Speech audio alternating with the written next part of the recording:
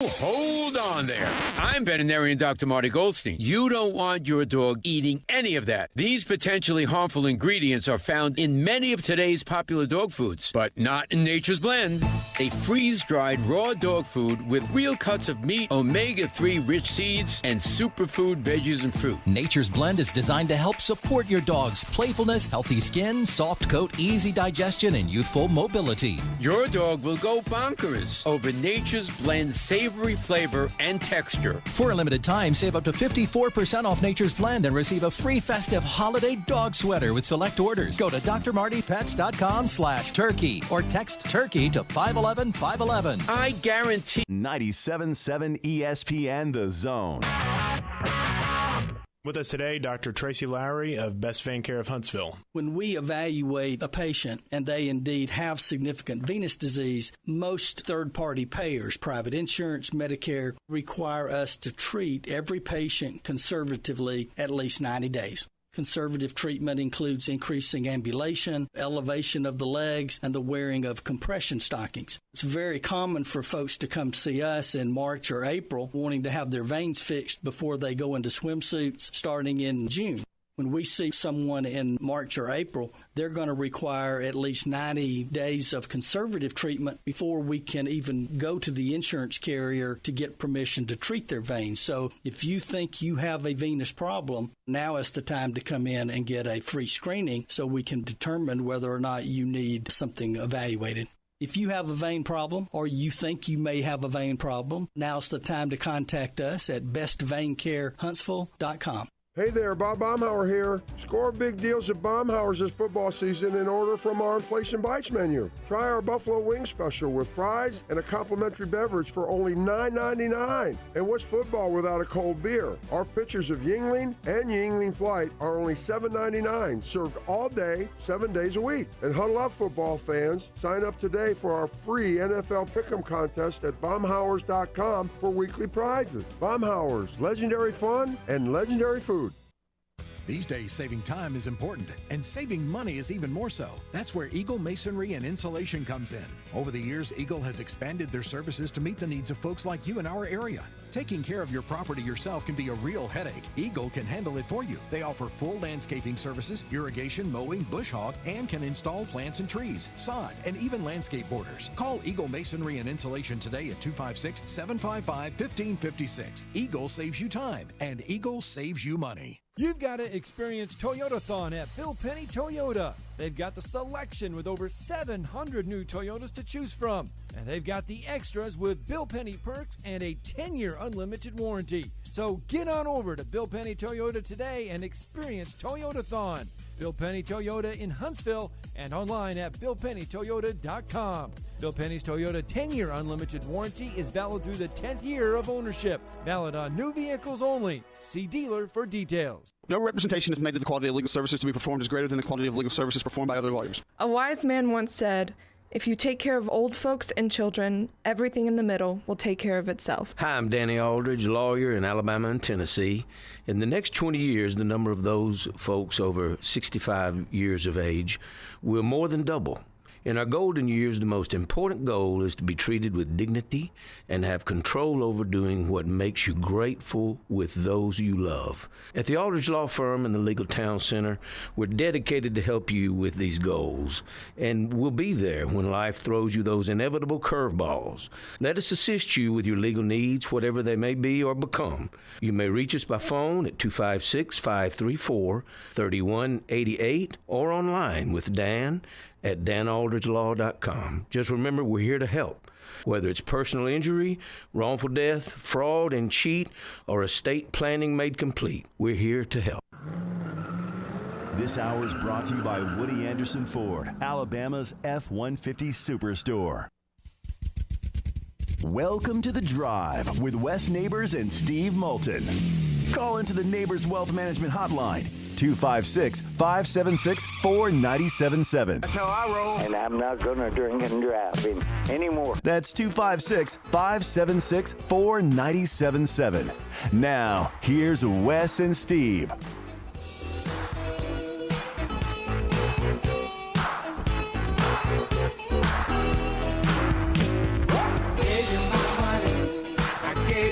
kind. Why you wanna hear me then?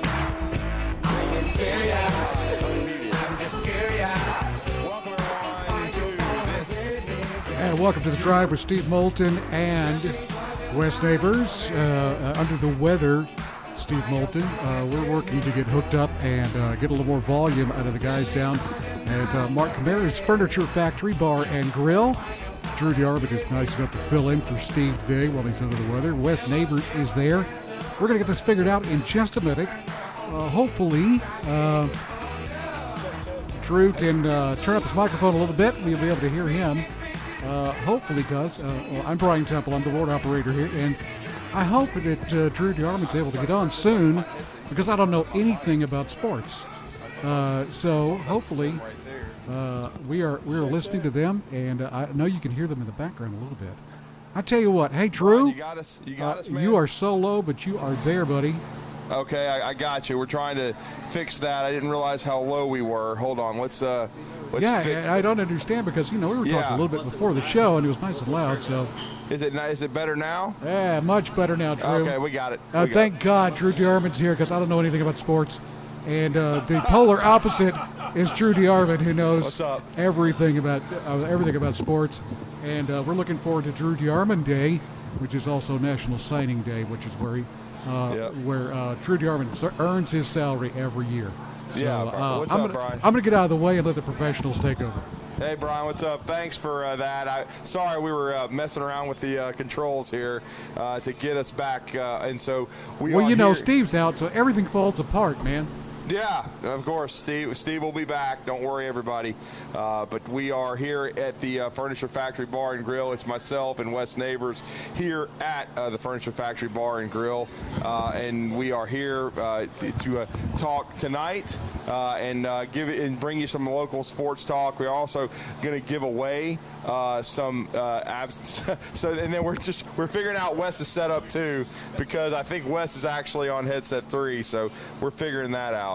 But again, we are here at the Furniture Factory Bar and Grill. It's very toasty warm. We appreciate Jen and everybody for setting us up, because it's cold outside, but it's warm in here, Wes. There's no question. It feels great in here, and this is the place to be, Furniture Factory. About to get some food ordered here and have a good show. Yeah, we are. We're about to have a good show, no doubt about that. We're working to get everything worked out right now here at the Furniture Factory Bar and Grill. And certainly you can give us a call, 256-576-4977, so we can get everything rolling here at the Furniture Factory as we have Wes and I here. And we will be with you till 7 p.m. tonight, bringing you some local sports talk. And we are going to talk a little bit about the transfer portal as it continues to roll on. And, of course, we're going to also talk about the coaching carousel. We are super excited for John Summerall from our community, who has moved up the coaching ladder after 2 years at Troy, 23-4 there. He is now going to take over the Tulane Green Wave. Willie Fritz has gone to Houston. And I know also Texas A&M, Mike Elko, who's moved from Duke to Texas A&M, Manny Diaz moving into that job. So there's a lot of, coaching moves that have been made, Wes, a lot of interesting ones. Oh, yeah. And not to mention the what'll continue to spin, and that's the assistant coaches as well. Well, so Texas A&M just got better today. They hired Tommy Moffitt, Coach Tommy Moffitt, who was at Tennessee when they won their national championship, was at Miami when they won all their championships in the 2000s, and was at LSU with Coach Saban all the way to about 2 years ago. So he was there for all their national championships. He is now an Aggie at Texas A&M. Yeah, so in my opinion, huge. Tonight, Texas A&M got better. Yeah, I mean, he was I guess, I don't want to say unceremoniously, but I don't know that he was ready to retire at LSU. He'd been there for so long, but he took a step away, I know, a few years ago. And he was still around the program, though. Right, but, I think that he wasn't willing to commit, I don't think, for another, 6 to 10 years. Right. And, I think that he was bored out of his mind. To be honest with you, in the last 2 years, and I think he's ready to get back. He's revitalized them. He was doing a podcast. Him and Connor are really, really close. And in fact, when I called Connor to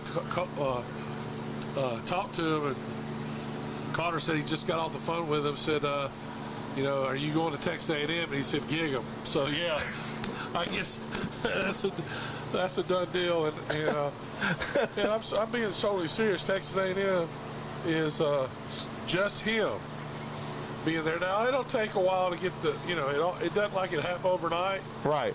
But there'll be a different type discipline at Texas A&M.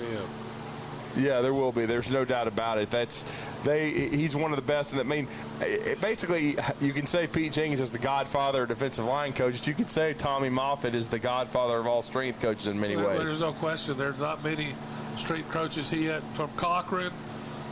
Right. I mean, his strength coaches they're everywhere. And he was the guy to go to learn from, and he's a special person, no doubt. Yeah, he is, no question about it, and certainly that's big, and we'll talk about that later as well as the show rolls on. But we're definitely looking forward to it tonight here at the Furniture Factory. I know Jen will be by soon, and we'll talk to her as well about what's coming up here at the Furniture Factory. It's the holiday season, so she is busy wearing a bunch of different hats as always. I know we were just speaking with her. You were, but as we came on the air, she's of course putting on another event as always. I know we're going to have an event here next week as well before Christmas. We're looking forward to that. There's so much going on this time of year, but I mean, I'll tell you what, they run a great ship over here at the Furniture Factory. Great food. I know you're looking at the menu right now. We're going to partake in some food here. We've got Chad Guafney, our resourceful producer and extraordinaire here, helping us out, keeping us on the air. We appreciate Chad for being here, no question about it. And, of course, as we said, the transfer portal is going to be a big topic. And, Wes, just in the last hour before we came on the air, Wisconsin found their starting quarterback. And the reason that's a story as well is we know in September next year, Alabama is traveling to Camp Randall to play the Wisconsin Badgers.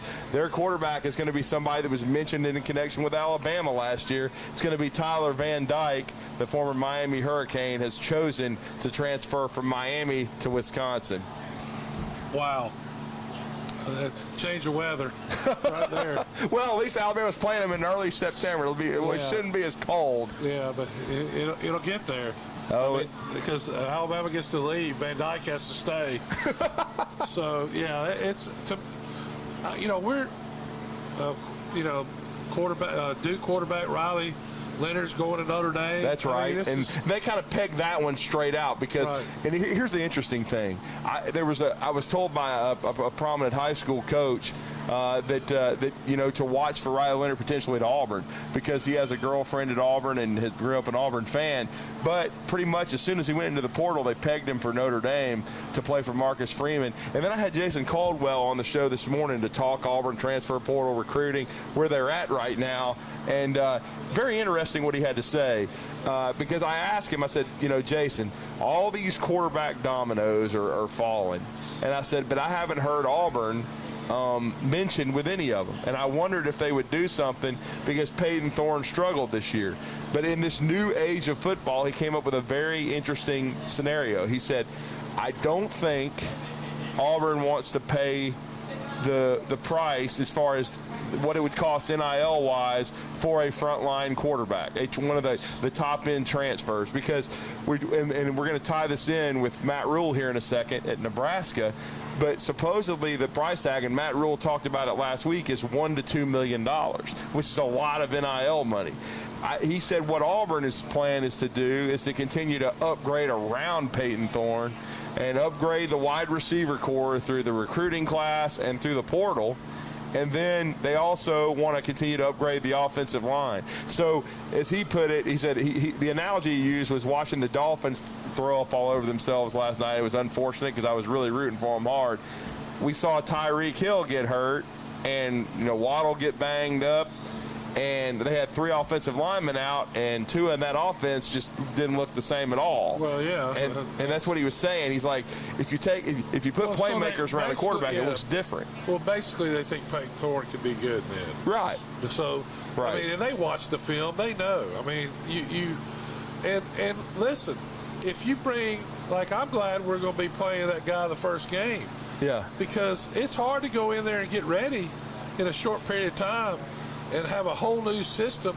It takes these quarterbacks a minute. It took the Heisman Trophy winner 2 years. Yeah, well, it took second him, year. Well, yeah, but he started playing good at the end of last year. Yeah. Until then, I mean, he struggled. He struggled against Tennessee. They whipped them. Right. They couldn't get a pass off. So it takes a while to learn the system, for you to learn the quarterback, and I think a lot of these quarterbacks are hurting themselves by moving a lot. I really do. I mean, some of them it helps them, but they'll quote the 3 that helped, then they won't talk about the other 25 that ended up not playing. So, well, and I agree with you. And I'll give another example. Of course, he finished his career last year, Wes. But think about how much better from year 1 to year 2 Hendon Hooker was. Oh yeah. I mean, it makes a big difference. It takes a minute to get acclimated to the whatever scheme you're in, and football has to be a reaction. You cannot think in football. It has to be.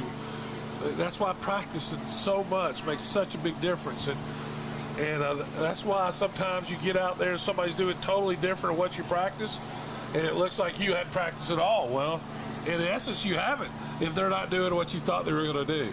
Yeah. And so it takes a while to see everything people can do. That takes time. And then if you learn it looking at one thing and then you change total offensive systems and now you're looking at another, well, that takes time to get to where you can look at that and see it against everything. So, to me,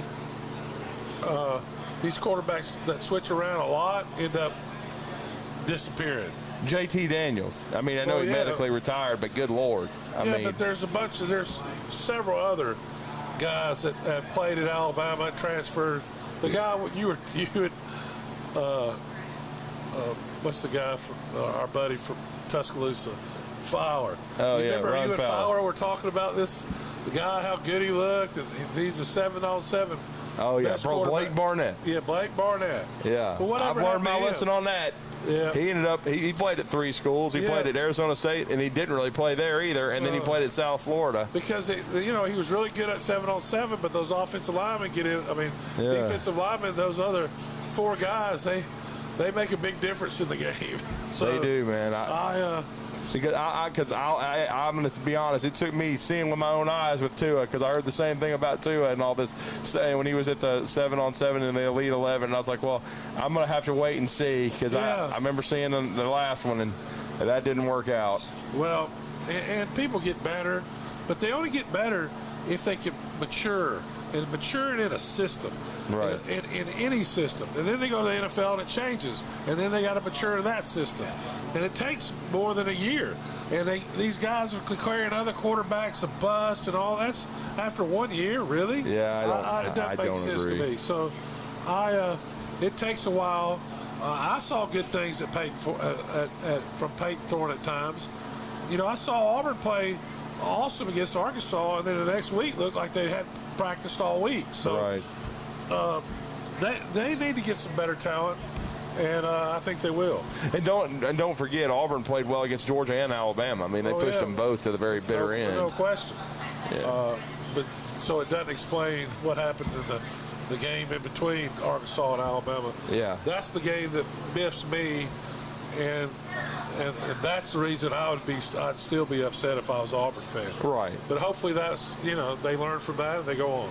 But yeah, no doubt. Well, I know LSU Lynch is waiting to join us, but we're going to take our first break here live at the Furniture Factory. When we come back, we're going to go to your phone calls. LSU Lynch, you're up first. Stay with us here on The Drive here on this Tuesday at the Furniture Factory Bar and Grill.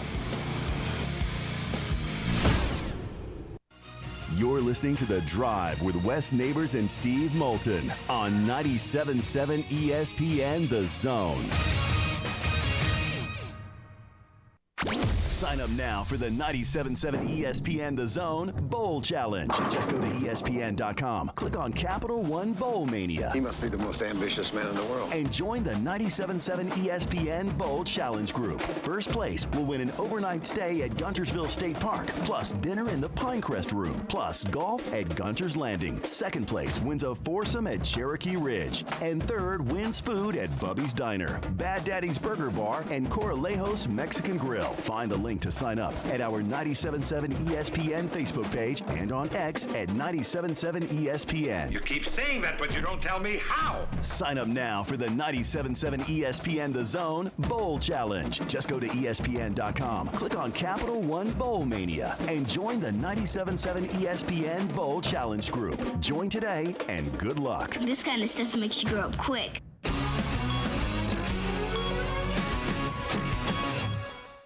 If you're the kind of value shopper who waits until the end of the year because you know that's when the best deals are, it's here. And there's no first payment for 90 days. Hi, folks. Bobby White back again for Woody Anderson Ford's Make the Holiday Bright sales event. And we've got the best selection of new and certified pre-owned Fords we've had in years. Right now, get financing as low as 2.9% for up to 72 months on 23 F-150. America's best-selling truck for 47 years. 2.9 for 72 on F-150. And Woody Anderson Ford has over 100 F-150s to choose from. Great finance rates and no first payment for 90 days. We have financing as low as 0% for up to 60 months on 23 Explorer, Escape, and with Bronco Sport, you get an additional $1,500 bonus cash. Year end is the best time of year to buy, plus no payments for 90 days. With your good credit through Ford Motor Credit, this offer ends December 30th. Come make your holidays bright at Woody Anderson Ford. We hope to see you soon. Are you tired of chasing a roofing contractor to show up on time, or even show up at all? I'm Sam Fleming with Fleming Roofing and Restoration. Our motto at Fleming Roofing is we show up.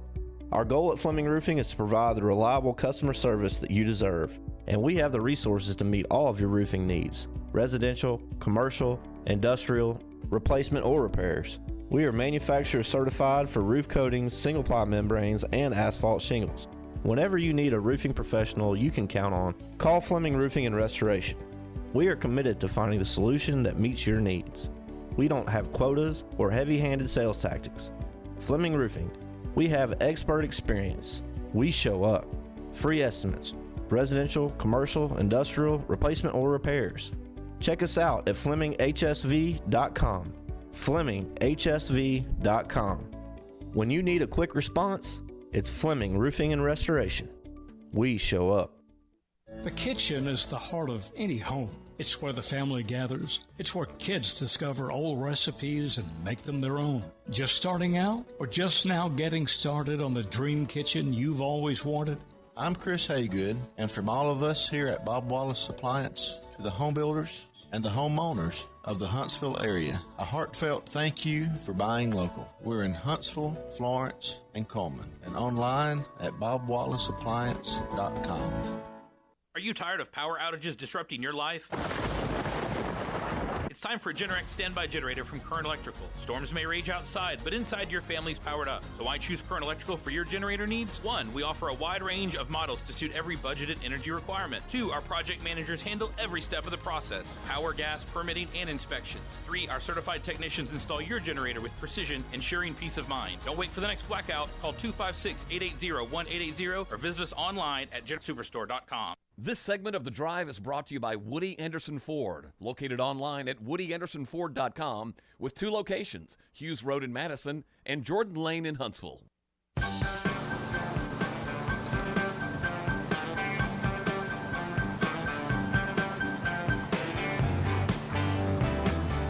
Welcome back to The Drive here. I am Drew DeArmond with West Neighbors, and we are live at the Furniture Factory Bar and Grill, and we're going to go out to the phone lines. We appreciate your patience.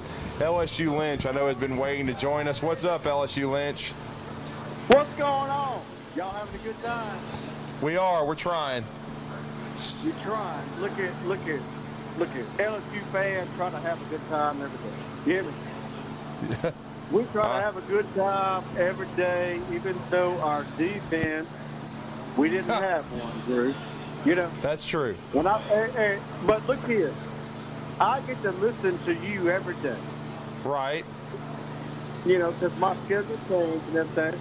Y'all let me call into the show. Y'all gonna be at the Christmas party? I will not. I will be out of town with Huntsville High basketball, unfortunately. I wish I could. I really hate that I'm not going to make it this year, but I know Wes will be there, the whole crew. I may do a FaceTime video message for some folks, but I will try to take part in some form or fashion, but I'm going to be on the road with Huntsville High basketball. Well, son, that's not a bad thing. Not a bad thing. No, it's not. I'm from Hazel Green, and yes. the only thing we got going on is the women. We got the females going on from the Hazel Green, okay? Gotcha. That's all we got going. But I was going to tell you this. Let me say this. If you really look at the schedule next year, Drew, in your opinion, seriously, everything is changing. I know that we talk about this every day. But if you really look at the schedules for next year, it is going to be difficult in some areas. To really stay healthy, listen to me, stay healthy and then make it through to the playoffs. Mm-hmm. Oh, I and agree. That's all I want to say. Look here, son, thank you for taking my phone call. That's all I want to say. Go LSU and give me some thoughts about that because I've already heard some thoughts about it. But give me your thoughts if you got some time. Thank you. So, Drew, this is the questions I have about LSU. Right. First of all, defensively, their linebackers were where they were lacking last year. Right. And they tried to cover that by moving their best player to linebacker, hoping that he would be able to get some things done. And it didn't work out for him there, and he moved him back. But the problem was the inside linebackers. They were young. They tried playing a freshman. It was very obvious in the Alabama game that they couldn't. That Alabama was able to block their down guys and got some up to the linebackers when they weren't. A lot of times they're out of position. Anyway, how do they have some help coming? I guess is the well. I mean, I would. The interesting thing is going to be what they do in the transfer portal. I haven't seen too much activity as far as bringing guys in on visits yet. The most interesting part is when you're listening to guys that we both respect, like Matt Moscona and T-Bob Hebert, and they Matt joins my show a lot. You guys feature T-Bob quite a bit. We have not. I thought Matt House, they might have made a decision on him like quick after the regular season. They've not said anything. Oh, I did hear Brian Kelly, and I guess it was during Heisman coverage and everything, talking about how he was going to take a look at everything and evaluate it all and make a decision. And I wonder if they're just waiting until after the bowl game to do something. Because I would have thought with a signing period, you know how it is now, it's next Wednesday. It's a week from Wednesday, Wes, and that's when most of your hay's in the barn, that they would be wanting to make a change if they were making one to try to affect recruiting. But I will say this. I also remember Kelly's first year, they beat Alabama. They went to the SEC championship game. House got a lot of praise. So all of a sudden it totally reversed itself. And I think a lot of it was probably what you just talked about. Yes. Youth. They didn't have youth. They tried to move Harold Perkins around, which is probably a mistake. Well, you look back at it now, but they were trying something to get the best 11 players on the field, and it didn't work out. You know, they moved Cornelius Bennett to linebacker his sophomore year at Alabama, and then they moved him back his junior year, back to outside because of just that. Yeah. You know, he wasn't as good. He was effective inside, but it's easier to block a guy inside than it is outside. It is. Because you can come in different directions, and the center and the guards, you can slip block and get somebody up on him really quick and take their flow away, so it makes them hard to make plays on the outside. Anyway, to me, they got to get a better continuity on defense, and it can be just one or two players. It's never as bad as it seems. It's never as good as it seems. But if your middle linebackers are supposed to be your two little linebackers and your safety that basically is the third linebacker should be the guys with the most tackles on the team. And if they're not, then you have a problem. Yeah, you do. And I was just looking at, LSU. They've got 27 commitments right now. They're ranked 12th in the 24/7 composite rankings overall. I mean, that's good. I mean, I wouldn't call it great, but again, I mean, that's just. Well, they're going to have to get some guys out of the portal. They're not going. You can't depend on freshmen playing inside linebacker. Well, I don't think you can depend on a bunch of – I still get questions about freshman quarterbacks. I just don't think you can play a ton of freshmen in positions like that, period, or you're going to be in trouble. Yeah. Well, I just think that next year will not be LSU's best year. Breaking in a new quarterback, breaking in some new players on defense, trying to get the defense straightened out. And, whoever it is, it's not going to be the Heisman Trophy candidate, much less the winner. Yeah, no doubt. But other people step up. I mean, look, last year we had the two of the best players in the country and didn't make the playoffs. Yeah, two of the top three draft picks. Yeah, so yeah. I mean, and I thought Alabama was lacking defensively. I thought that was the big problem, and I thought this year they were better. They were more disciplined, especially when it mattered. When they played Georgia. But it was everything, Drew. It wasn't just the defense. We got too many penalties on both sides of the ball. We had receivers that busted coverages. We had defensive backs busting coverages. I mean, you can tell what to do in practice. If they don't do it in the game, it's just something was missing about that team because they should have been, they should have lost the game. And I think if we played Georgia last year in the SEC championship, we'd have beaten them too. Yeah, no doubt. It's going to be interesting to see with LSU. And, I mean, even in the Alabama-LSU game this year, Jaden Daniels was the best player I saw in person. Okay, I would have voted him for the Heisman. But we all know he got hurt in the game, didn't finish it. And I think Nussmeier's a good player, but you could see the difference. Huge, yeah. I mean, Jaden Daniels is just dynamic. I mean, his running ability is unbelievable. His ability to improvise on broken plays and just absolutely make you miss and just basically weave his way sideline to sideline was unmatched. And then the improvement he made as a passer, where he got to the point where he was probably the best deep ball thrower this year in college football. They were so good. He hit a deep ball early against Alabama. I thought Alabama adjusted and was able to hold up against the deep ball after that. But I mean, looking at how his ball placement this year, I mean, I was watching, some of the mock draft stuff, and of course, quarterbacks might be the first three picks. It's of course Caleb Williams is still highly thought of. Drake May, who just went pro West, he had 2 years of eligibility left. He left North Carolina, and Jaden Daniels. And, they were talking about Jaden Daniels, how much he could still move up during the draft process, as he works out. So they think he'll be the fourth quarterback taken? Third. Okay. Third right now. So we'll see now. So right now, who's the number one? Caleb Williams. Caleb Williams and then Drake May. Okay. And some people think it's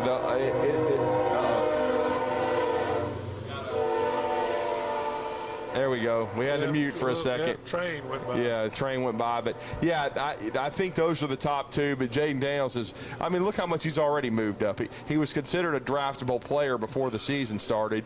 But with the improvement he showed and the way quarterbacking has evolved in the NFL with the mobility aspect and the dual threat capability, the fact because you can't hit him anymore. Right. So he's a guy that could move way up in the draft process, no doubt about it. So we're going to see what happens there, no question. But I know I'm certainly intrigued by it. I saw Drake May a little bit this year. I saw some of Caleb Williams. Caleb Williams, to me, I know it wasn't all hit on him because his defense, just like Jaden's, wasn't very good, and he is a great athlete. I'm not as sold on him as some are because I think at times he improvises and not sure that he goes to the script enough. But he is talented. There's no question about that. And I think no doubt that Drake May is talented. But, again, it's interesting because the ACC, I felt like, was a much weaker of the other leagues. Carolina had some problems. He put up some numbers. And again, that's what makes quarterbacks so hard to evaluate, because you have to look at their supporting cast. His best receiver did not get cleared to be eligible until the second half of the season. And again, sometimes you can find quarterbacks in the weirdest spots, man. You find them in FCS situations. Brock Purdy was the last pick in the draft, and Brock Purdy has probably the best supporting cast in the NFL, and he still has to go out and execute, but it makes his job easier when you have the skill players and the O-line that he's got. But I will say this, too. He was always underestimated. He was always underestimated at Iowa State because of his size. The only one was I'll never forget Jerry Glanville was talking about how good he thought he would do. Brock Purdy? Yeah, he said, watch the Mr. Irrelevant. Oh. He's going to be he can play. So let me ask you some questions, Drew. Sure. When is the end? We haven't seen a tremendous amount of movement from on the transfer portal. Right. Is that because they're waiting for signing day? They don't want to spook the guys they're signing? Well, are you talking about maybe Alabama or – well, I mean, I think some teams are doing that. I think some are going to wait until – because the window is, a full, I believe, 30 days. So I think they're going to wait till after, in many ways, at least the semifinals, to see who they know for sure is going to leave.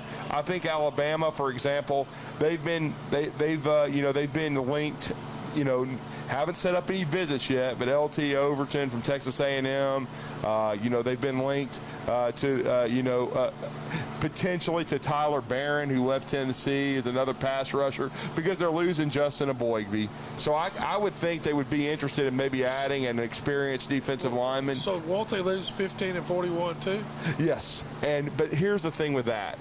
I still think, first of all, they have to decide if Quandarius Robinson's coming back. He's a senior, but he has COVID eligibility.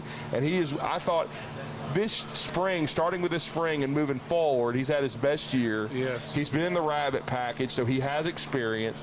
He could be another Chris Braswell who could come on strong next year. You've also got Keanu Coote, number 19, who has been biding his time. He's another really talented player. And then I've been hearing good stuff about the redshirt guys, like Yanze Pierre from Eufaula. He's basically been redshirting. Quay Rusall has been redshirting. Keon Keeley. So they have some good young players. Now, I could see them maybe bringing in one guy, and they're going to bring in one in the recruiting class, too, I think, to redshirt.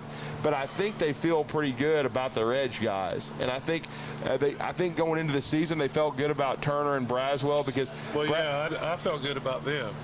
They know both of them are going to move on, but I think they like some of the young talent that they're developing, and yet also we'll see who coaches them because they haven't made a move yet. Coleman Hutzler should be with the team through the rest of the journey, and before he leaves to be a defensive coordinator at Mississippi State, I'm going to be interested to see how his role is filled because it's dual pronged. He coached the outside linebackers, but he also coached the special teams. So is Saban going to get a combo guy? Is he going to move another coach to special teams? Because when he brought in Steele didn't coach a position. He brought in Robert Balla to coach.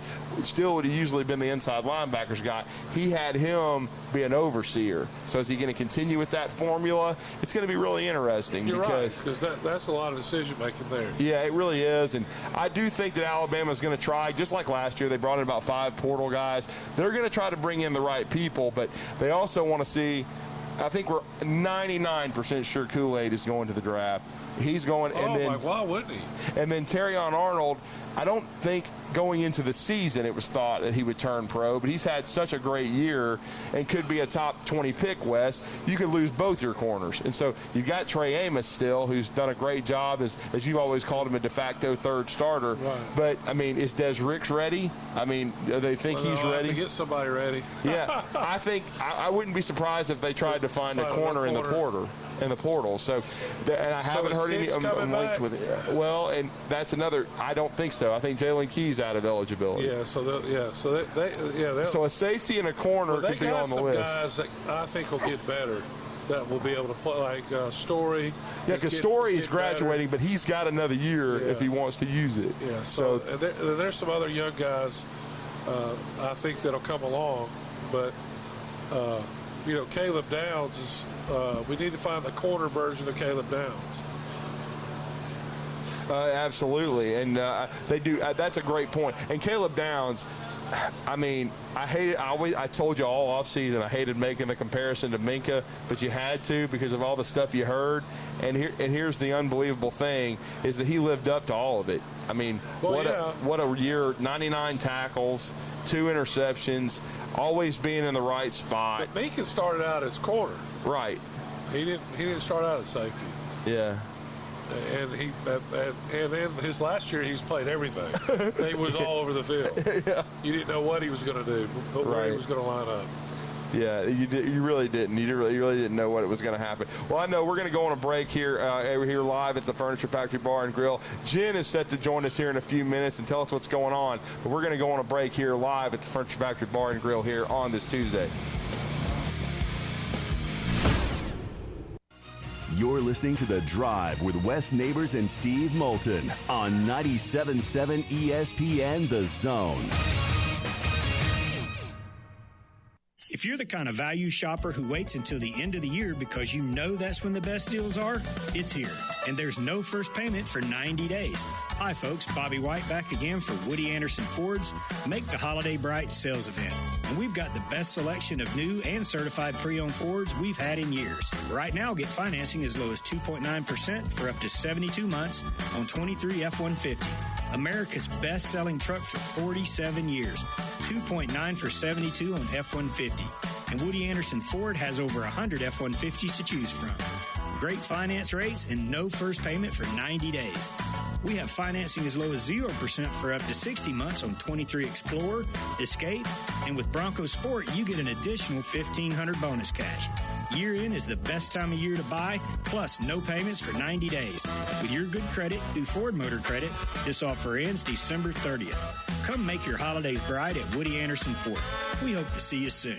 Ann Adams with Berkshire Hathaway Rise Real Estate is the one name to know if you're buying or selling real estate. With years of local experience, Ann Adams offers buyers in-depth knowledge of the local housing market and will narrow available properties down to those you'll be interested in so you can save time when shopping for your new home. If you're ready to sell, Ann offers a seamless process using accurate pricing and expert negotiation skills to make sure you get a fair price for your home. Call Ann Adams today at 256-337-2625 or log on bhhsriserealestate.com. Injuries at work happen all the time in Alabama, so do motor vehicle and slip and fall accidents. If you're hurt at work or injured in an accident, I want you to call my good friends at Pond, Lehocky, Giordano. That's Pond, Lehocky, Alabama's injury law firm. They got your back just like they've got mine. For personalized legal support, reach out to Pond, Lehocky at 855-774-3838 or pondlehocky.com. The representation is made that the quality of the legal services to be performed is greater than the quality of legal services performed by other lawyers. From heirloom diamonds to contemporary jewels,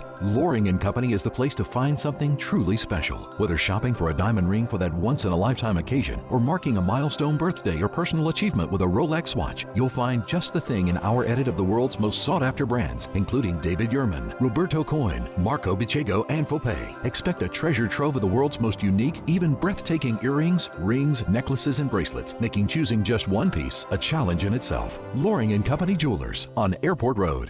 Not looking or feeling your best? No energy for the things you like to do? Ready to look and feel younger? Make your appointment at Advanced Life Clinic, one of the region's foremost destinations for patients interested in looking and feeling their best. Specializing in advanced laser treatments and weight loss, male and female rejuvenation to offset the effects of aging, and more. See how Advanced Life Clinic can help you enjoy your life again. Call 256-882-6555 or log on advancedlifeclinic.com.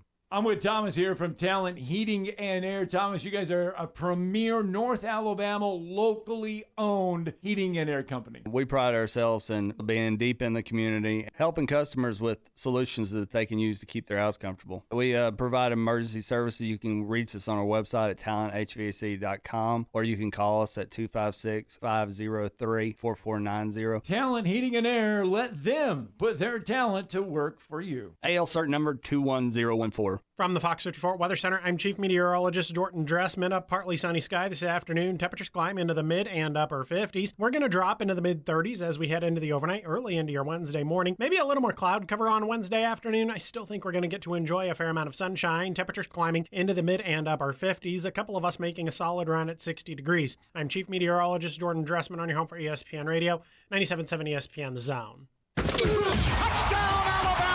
Hi, this is Eli Gold, voice of the Alabama Crimson Tide. Join us every week for Alabama football right here. Listen to Alabama football all season long on 97.7 ESPN The Zone.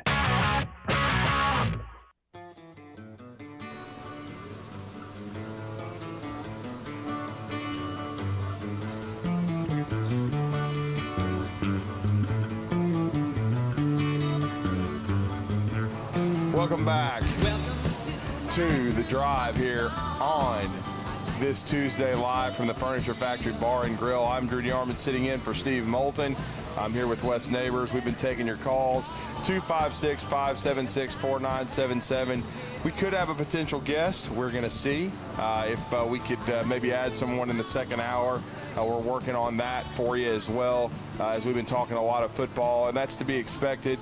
College football playoff matchups coming up on New Year's Day, and of course, we've got a lot of, and heck, the first bowl game is this Saturday, and it'll be a historic one simply because we're going to have a family connection on one side and then Jack State on the other, because it'll be the New Orleans Bowl live from New Orleans, Louisiana. It'll be historical because Jacksonville State, now Jack State is the moniker they go by. It's their first FBS bowl game ever.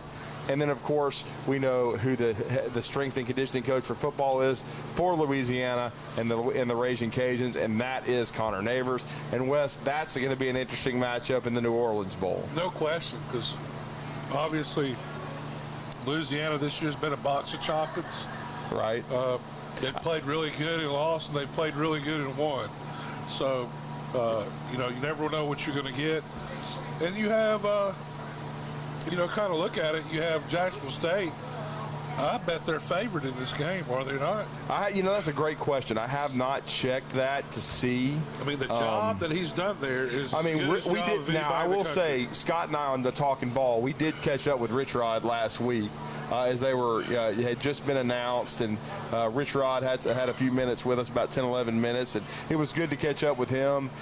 He's been really pleased with how quickly they've been able to hit the ground running. It's just amazing. Yeah, I mean, he's completing his second year. His first year, they would have been a playoff team, but because they were making the transition, they didn't get a playoff berth in the FCS competition, and this is their first year in Conference USA, and they finished basically right behind Liberty. And due to the fact that luckily it was a rule that had a loophole, they were supposed to be ineligible for a bowl, but because there was not enough teams qualifying for all 82 spots, Wes, they end up matched up with Louisiana. Well, that's awesome.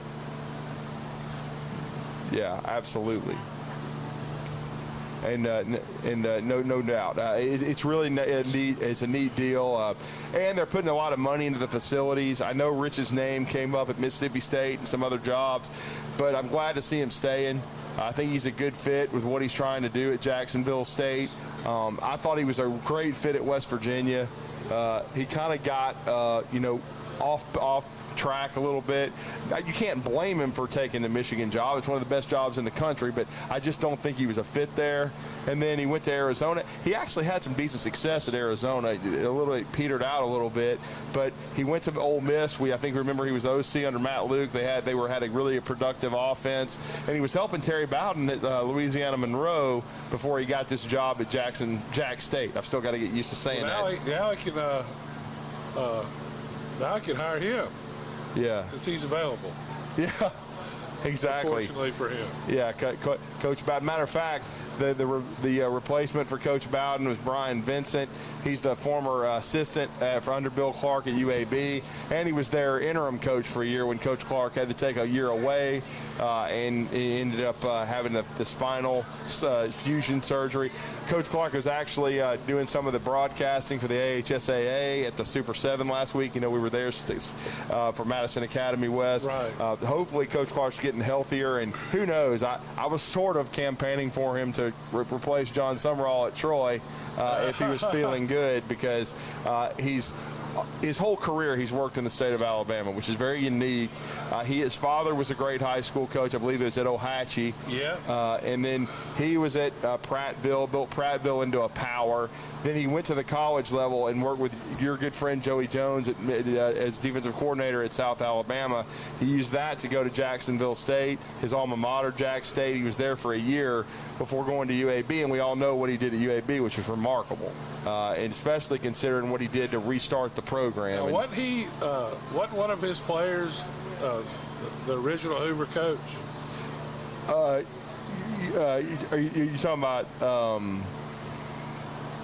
the original? I think he's younger. I don't think he was with Rush Probst. No, I think Rush Probst, and I'm talking about his dad that was Ohatchee. Yeah. And Rush Probst played for Ohatchee. Oh, okay. He played for him, and they're friends. Yeah, I know they're all friends because they were teammates in high school, the way I remember it anyway. Yeah. I mean, I don't know, I do.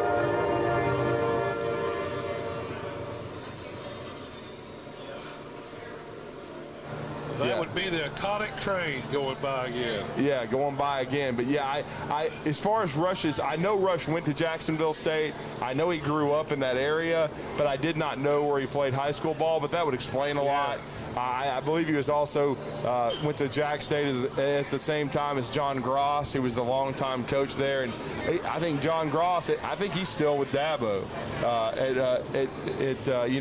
at Clemson, which is very interesting. So I was surprised to see that Dabo let some coaches go. Yeah. One of them being my friend. Yeah, Lemansky Hall. I thought about you and Keith when that happened because, Lemansky was a high school coach at in Tennessee, was a highly successful assistant coach. He was, I know that at one time I reached out to him when he was still in the high school ranks, but then he got a chance to move up. Dabo brought him in. I know for a few years he was an off-the-field guy and worked his way up to defensive ends coach. Yeah, he was basically did what Wesley did. Yeah. Was the head analyst. They used to talk all the time. Anyway, I hadn't reached out to Lemansky, but I plan on it. So, but that was surprising because I don't think he's ever let a coach go, has he? Well, except for early in his tenure when Kevin Steele didn't work out as defensive coordinator, and then he went out and hit a home run because we all know that he went and got Brent Venables, who was there for about a decade and helped him win those 2 national championships before Brent finally got his opportunity at Oklahoma. So, yeah, I mean, he's made changes before, and then before last year, he brought in, as far as Garrett Riley as OC, but look, he lost his co-OCs to head coaching jobs. Jeff Scott, ended up going to South Florida. I know your son worked for him for a year. And then Tony Elliott's the head coach at Virginia. So, all that catches up to you eventually because there was a lot of continuity with Dabo's staff for many, many years, and then he kept losing guys to head coaching jobs, and sometimes it's not as easy to replace these guys. No question. And then I thought it was interesting that he went out and hired a couple of guys everybody's heard of. He got Matt Luke out of retirement to coach his offensive line, and I think everybody kind of understood when Luke stepped away from coaching at Georgia for a couple of years. I didn't think he was done, so he's back coaching at Clemson, and then he also brought in Chris Rumpf, who during Saban's tenure has been the defensive line coach at Alabama. He's been defensive line coach at a lot of places. Oh yeah. And so he came in to kind of replace Lemansky Hall. So it's going to be interesting to see, because when Lemansky was at Ensworth, that's when I tried to connect with him when he was on that staff over there. Lemansky played a long time in the NFL, had a good NFL career. Yeah. I mean, when you start doing what I call the Drake Kirkpatrick, when you get 10 years in, it's a long time. And now, it shows you how quickly time passes. Dre Kirkpatrick Jr. will be on the Alabama team in the fall. Well, I can tell you, it's not been enough time. I hadn't added the numbers up, but it had to be young. Because how old was Dre Kirkpatrick? Yeah, exactly. Dre, when I found out he had a son that was already at Gaston City a couple years ago, I was like, man, this is crazy. I mean, couldn't believe it. Swag Jr., but he certainly is there, no doubt about it. And again, just unbelievable that's already happened, no question about it. So, but we'll see. I don't know. Sorry, I was just getting a message, just having to see what was going on. But so, Drew, when you look, the transfer portal closes when? Yeah. When does the transfer portal close? Well, that's a great question because I think it's open for 30 days. And I'm going to check on that with the official day when it does close because, as we know, they've shortened it and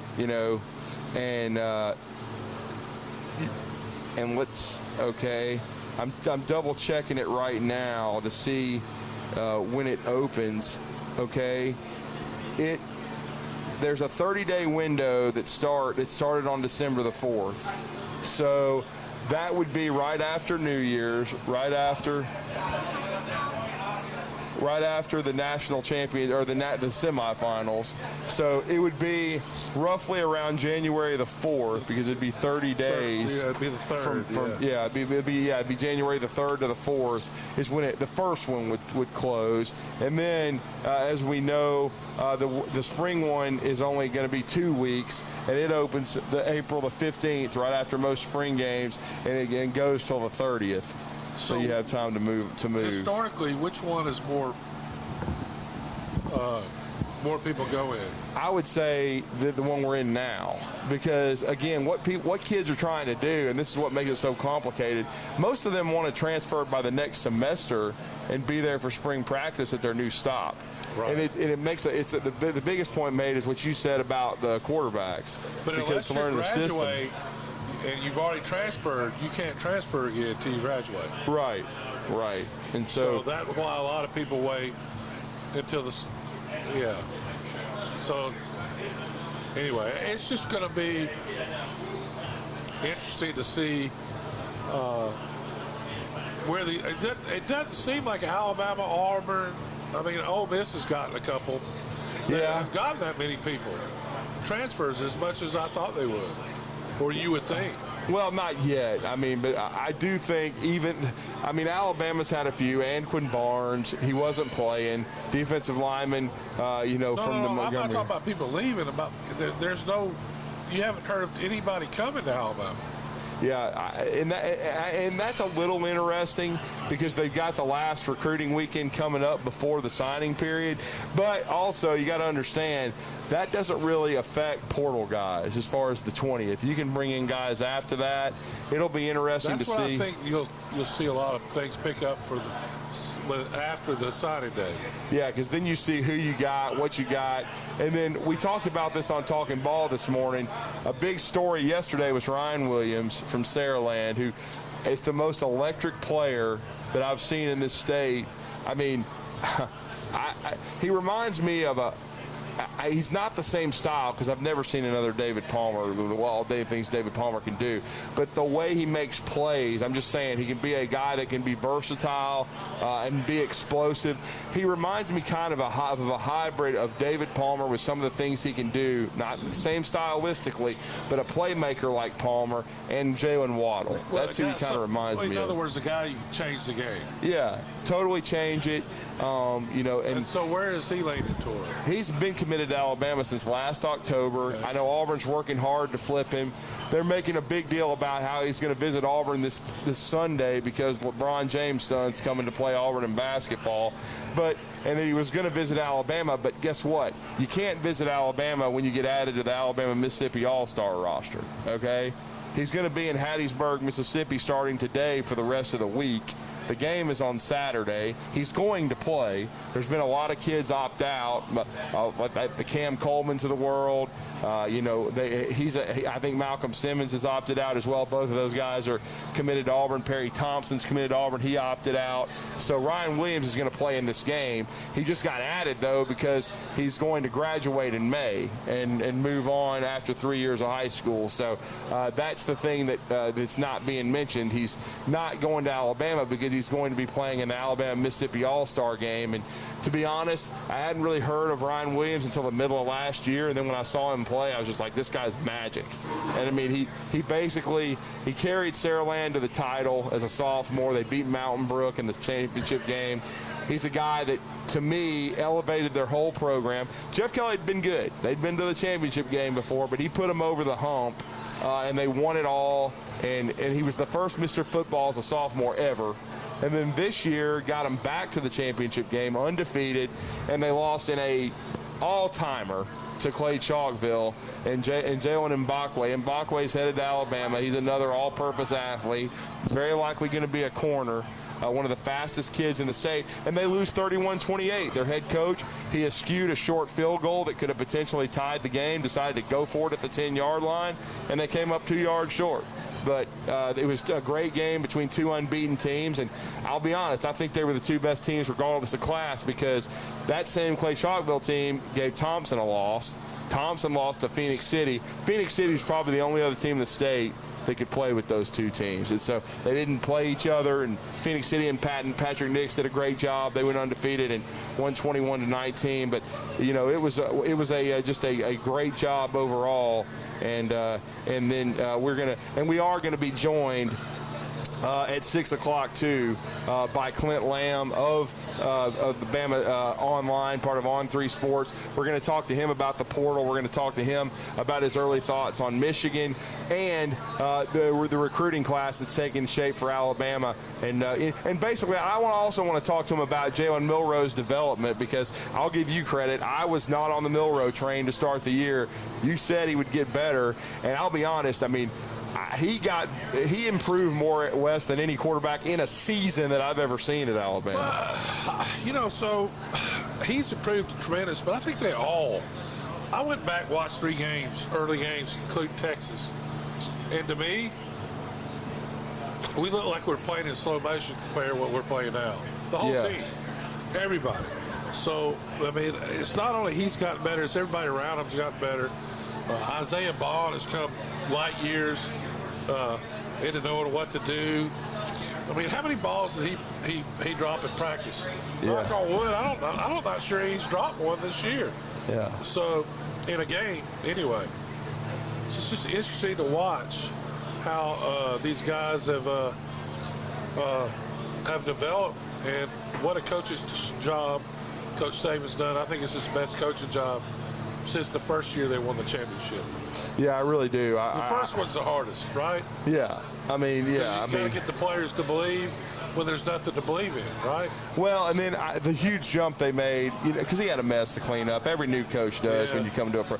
I mean, the improvement they made in 2008, when he brought in that great recruiting class, and yet he got them all on the field and got them to contribute as freshmen. Right. We'd never really seen that. I remember the first game, Julio Jones. We'd seen snippets in practice, but he was a legend until you saw him. And then Mark Ingram doing what he was doing. It was just a tremendous. Dante Hightower. I mean, there were just so many great players that came out of your son Wesley. He was in that recruiting class. I mean, I know they've had other classes, 2 or 3 others, but that class was as good anyway. Come out of there.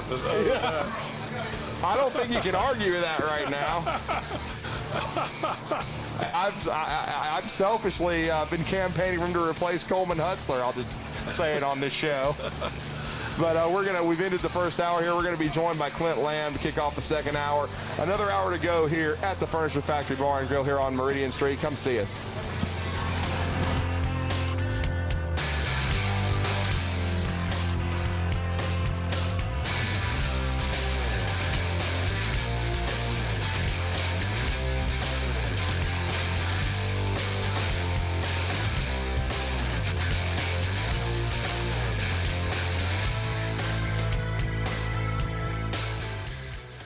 Tom Luganbill here for my friends at Woody Anderson Ford. Bobby White and his team take great pride in their service department, and you can see it the moment you walk into those beautiful new service lanes. And just like a championship team, they all work together to make sure your experience is second to none, whether you drive a Ford or not. Also, check out the gold certified pre-owned inventory at Woody Anderson Ford for great deals every day. Stop by and see them at Jordan and Sparkman or at Woody Anderson of Madison on Hughes Road, or visit WoodyAndersonFord.com. These days, saving time is important, and saving money is even more so. That's where Eagle Masonry and Insulation comes in.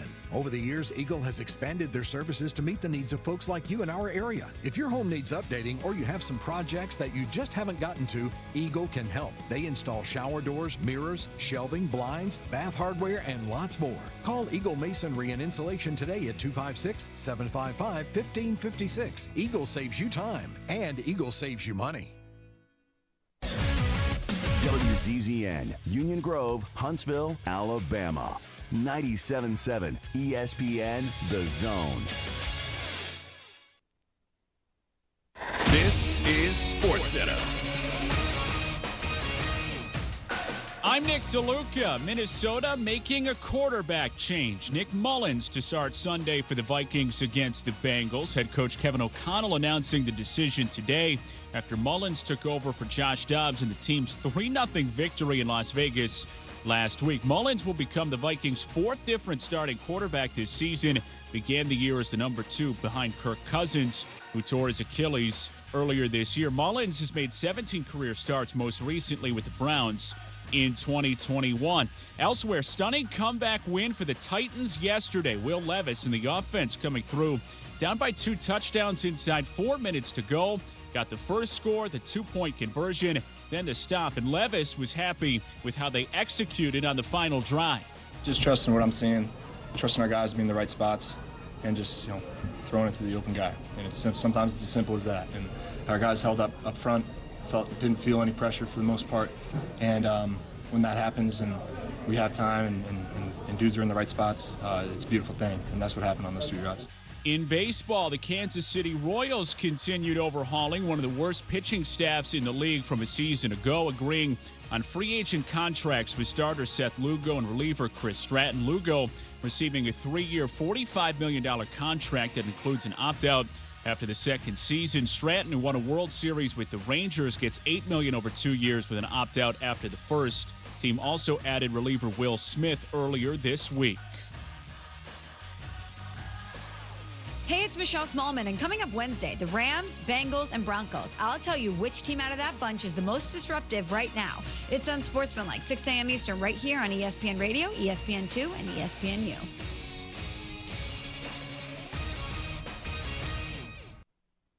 .97.7 ESPN, The Zone. Welcome to The Drive with Wes Neighbors and Steve Moulton. Call into the Neighbors Wealth Management Hotline, 256-576-4977. That's how I roll. And I'm not going to drink and drive anymore. That's 256-576-4977. Now, here's Wes and Steve. I am not Steve Moulton, but I am Drew DeArmond, and I am here at the Furniture Factory Bar and Grill. We're excited to welcome our first guest to the show. When you have the bat phone, you can do this on live radio, and you can improvise. We certainly have it. He's a former Athens linebacker, played with former Crimson Tide defensive lineman William Ming. He's been a good friend of mine since he got into this business. And certainly, we were both had the pleasure of having my cousin Janet Latham in our lives, and so she's a very positive influence on many that are in the business we are in, and that is coaching/media. And it's great to have Clint Lamb, who does a great job as an analyst for BamaOnline.com, part of On3 Sports, and he has agreed to talk some Alabama football with us tonight here on this Tuesday edition of The Drive at the Furniture Factory Bar and Grill on Meridian Street. Clint, welcome back to our show. How are you this evening, sir? I'm doing fantastic, Drew. How you doing tonight, brother? We are doing well. You're here with me, myself, and Wes Neighbors, and we're going to pick your brain a little bit about Alabama. The first thing I want to start with, though, is Wes has kind of brought it up on the show in the first hour, is we haven't seen a lot of portal activity from the standpoint of Alabama bringing guys in on visits and adding pieces. Wes has a theory that they may be waiting until after this coming Wednesday when they have all the hay in the barn with the recruiting class, at least most of it. Ryan Williams is not going to sign until February. But what is your theory on why we maybe haven't seen a lot of visits being set up for portal targets for Alabama? Yeah, I think you hit the nail on the head, to be honest with you. That would make the most sense to me. Obviously, Nick Saban has used the transfer portal to kind of complement what he's done on the high school, with high school recruiting and building the roster that way. I don't think that's going to change as long as Nick Saban's leading the Alabama program. They're in talks with several big-time prospects they could be adding here late. And so it depends on, there will be another wave of portal players once you start having some of these bowl games happen. Once, the college football playoff comes and goes, Alabama will probably have a much better idea of the departures and, what the roster currently looks like and positions of need. But as of right now, it just makes the most sense to kind of wait, see where you're at as far as signing day, and, see where you need to address some positions. And then also, you'll reevaluate things. I mean, obviously, Jalen Key and Trey Amos were late additions last year, mostly because after spring, you lost Traquan Fagans and Jacquez Robinson. And so they really wanted or needed to replenish that depth in the secondary, and who would have thought that they ended up getting two massive upgrades from those two guys. And so, this will be an ongoing process, of course, but as far as this first window is concerned, I think the activity will pick up quite a bit after next week. So when you are looking at as far as guys in the portal now, is the best guy the defensive lineman from Texas A&M? Would you say who's the best guy in the portal that you think we might go after? I definitely think that Walter Nolan probably is the best. I'm not sure if Alabama is someone that I'm sure they would love to add him. I mean, it makes sense from a need perspective and a talent perspective, and just he's got that experience in the SEC. And typically, when you've seen Nick Saban and Alabama and the way that they recruit, I think they kind of got away from it a little bit last year with guys like Key and Amos as well, and some other guys. I don't think C.J. Dupree coming out of high school was heavily recruited by Alabama, but typically they like already having that relationship they built from recruiting that player in high school. It happened with Eli Riggs, Henry So'o, and Jamison Williams. And so, the Texas A&M guys, L.T. Overton, Walter Nolan, these are guys that Alabama's already recruited once. They know their families. Now they've actually seen them get some SEC experience. And so they kind of know what they're getting a little bit more than maybe they did from the high school ranks. But I don't know that Nolan, is Alabama bound. I've heard a lot more, rumors and speculation as far as L.T. Overton, and he's a very talented guy in his own right. He's kind of got some of that inside-out ability, 6'5", 265, can line up on the edge. He didn't play a ton as much inside as you would have thought for Texas A&M, but kind of that Justin Aboybe role, I think he's capable of getting that 275 range and playing some inside if you need him to. But that would probably be a guy that fans need to keep an eye on. Because you're losing Justin Aboybe, you're losing Tim Smith. You've got some guys that you kind of work and probably get some rest. You got William Renaud, you got James Smith. I know the coaching staff remains extremely high on both, but the trenches is a spot where it really feels like Alabama could maybe try to target some players in the portal and add some veterans for the rotation. And, Texas A&M is a great place to start. Yeah, no doubt. It really is. And Wes also brought up a point, Clint, about the outside linebackers. You're going to lose Braswell. He'll be gone, and then we know Dallas Turner's almost certainly going to turn pro. Yet we've heard of him linked to a couple of edge guys, but at the same time, and you've pointed this out quite a bit. I know Coleman Hutzler's leaving, but he did a great job of recruiting some young talent that's like the Yanze Pierres, and I've heard some great things about him in practice. Also, We've heard, a lot about, there was a lot made about Keon Keeley and his talent level when he came to Alabama, and Quay Russaw, and not to mention Keanu Coots. So there's a lot of good young talent still at that edge spot. Yeah, and I mean, even though Hugh Robinson's technically a senior, I think that could be a guy that Alabama could pursue and maybe come back. And that would be if you've got him and Coach, two highly touted players coming out of high school, both of them at this point have spent years in the system. Coach's got his feet wet a little bit and got some playing time here and there.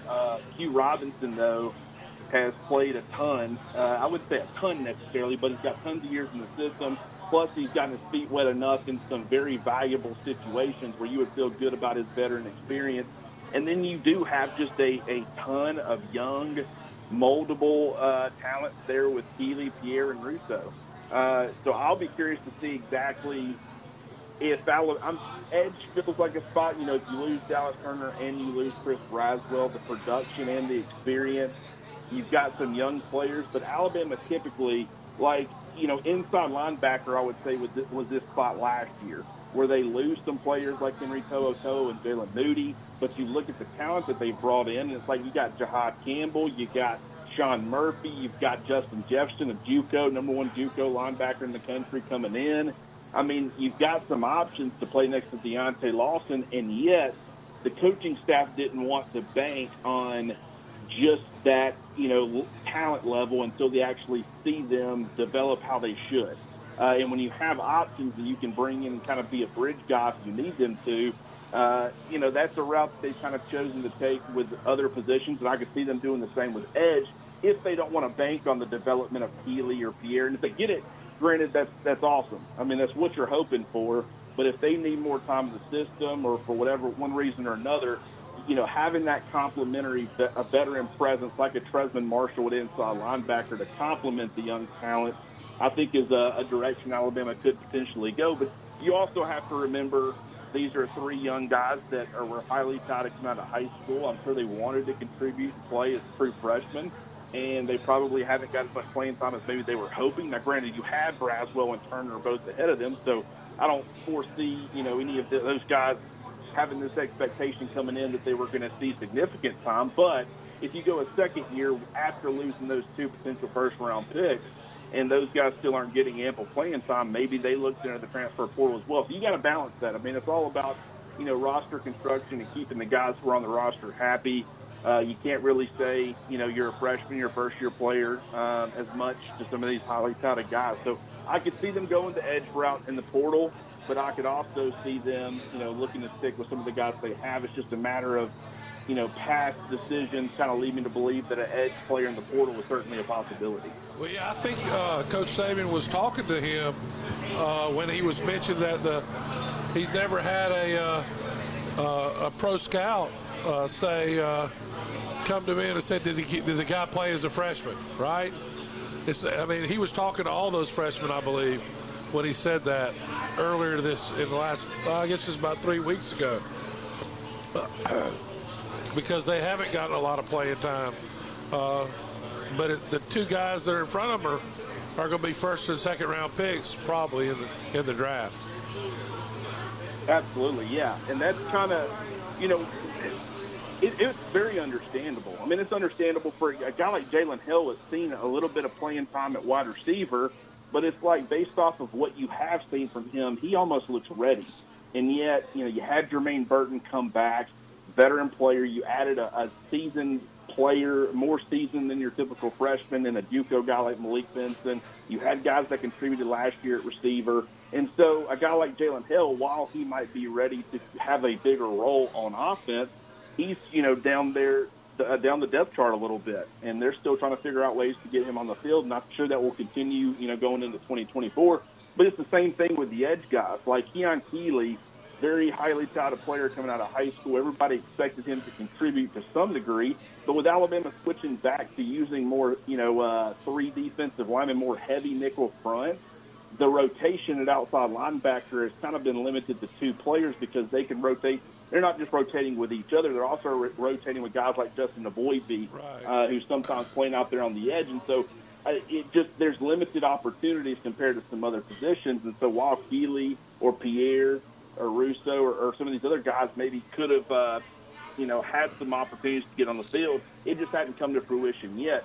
But I know that the coaching staff remains high on all three players. They like how they're developing, and they should all be able to get their chance soon enough once this season's over. So one guy that we hadn't mentioned that I think is quietly maybe the second surprise of the year is Jihad Campbell, who I don't really like his first name that much. But other than that, he's just made some of the biggest plays of the year for us, from the fourth down stop against Tennessee to the touchdown he scored against Tennessee to the fumble recovery he made in the Auburn game on the punt. The guy is always around the football, and I think that he's probably 2 years away from being a first-round pick if he still continues to get better. Well, coming out of high school, he was one of my favorite recruits from that cycle. I mean, period. And the reason being is, he played a lot of edge rusher in high school. He played a little bit off the ball. And so a lot of people weren't exactly sure where he would end up. But I like the fact that Alabama from the get-go kind of let him settle in at off-ball linebacker last year, let him get comfortable playing in space, have, run fits and all those things. And now you're seeing it, pay huge dividends as Alabama pursues, another national championship under Nick Saban. And like I said, you had him as a talented option, and we heard great things down the stretch last year as far as how he was developing, and the coaching staff really liked, where he was at. But then, they go out and they get a guy like Preston Marshall. And he, granted, part of the reason was because Campbell started off the year injured. But Marshall was already kind of working with the first-team defense quite a bit before that injury, too. It's kind of a platoon role like we've seen. And so, that's why I say they might pursue some veteran guys out there on the edge, despite the fact they really like the talent level in that room right now. And with Campbell, just his versatility, they've done some things, let him line up on the edge a little bit. I think with all their off-ball linebackers, they've been extremely aggressive and, their pressure situations and how they utilize some of those guys. But Jihad Campbell in particular can really, I think as he continues to get more comfortable playing an off-ball role, they're going to continue to put more and more on his plate. And I think just the versatility there is endless. I mean, he's a sideline-to-sideline guy. He's got tons of athleticism. He plays physical. He's got the length that you look for at the position at 6'3". It looks like he's got tree trunks for arms. And, like you said, there's something about a linebacker or a safety, but I would say mostly a linebacker, who just always seems to come up big in those big-time moments. And Jihad Campbell just feels like one of those players. And what's crazy about it is he's still extremely young. And as, look at the steps that Deontay Lawson took this year. He kind of was in a similar situation last year where he was working in a platoon role. You saw kind of the growth over the course of the season. And, this year, had it not been for injuries, I mean, he would be one of, if not the best off-ball linebackers in all of college football. And I think Jihad Campbell is certainly following in those footsteps where he's kind of getting his feet wet and getting more comfortable. But the sky's the limit for this guy, and I love how Alabama has decided to utilize him, because I think it's made not only him a better NFL prospect, but also I think it's made Alabama's defense really versatile with the way Kevin Steele likes to deploy some of those guys. Well, yeah, the play he made on the fourth down, where basically he went around all the offensive linemen, made the play 2 yards deep in the backfield on a one-on-one tackle to do it against the SEC back. That didn't happen very much. I mean, it was an incredible play he made, and really it was and Alabama was able to take the lead off that play to drive and score against Tennessee. And then, of course, the next play he makes is on the fumble recovery where he takes it yard. And I watch him when he gets in there, and I hate it when he's not in the game, because he just makes plays every time he's in the game. Well, yeah, and that kind of, I remember thinking something similar last year with Deontay Lawson. Like, Jalen Moody was a good player. He was a steady veteran presence there on Alabama's defense. He played physical.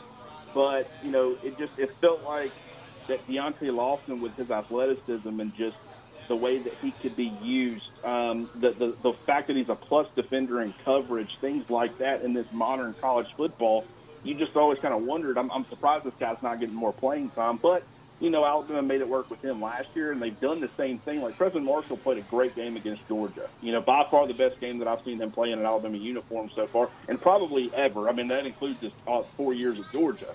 But at the same time, Jahad Campbell, like, you saw some issues early in the year with, some inconsistency as far as run fit and, playing in space. Like, he has the athleticism to do it, but it's being comfortable doing it. And I think just as you've seen him evolve, you've seen the playmaking ability only continue to get better. Like against Mississippi State, the interception, the guys just made plays in so many different ways, and it's really changed the way that Alabama can play defensively, because when Deontay Lawson's on the field along with Jahad Campbell, you've got two guys who can be effective in coverage. They're good run defenders. They both make plays, and they're sideline guys, and that's kind of what you need. I understand that Deontay Lawson was returning from an injury against Auburn. He didn't look even close to 100%.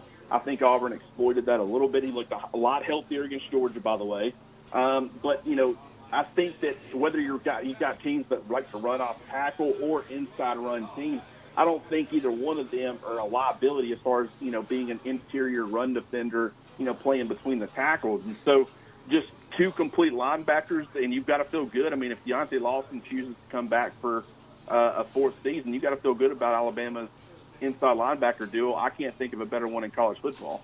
Yeah, and I wanted to switch sides of the ball because the story offensively has been the improvement of Jalen Milroe.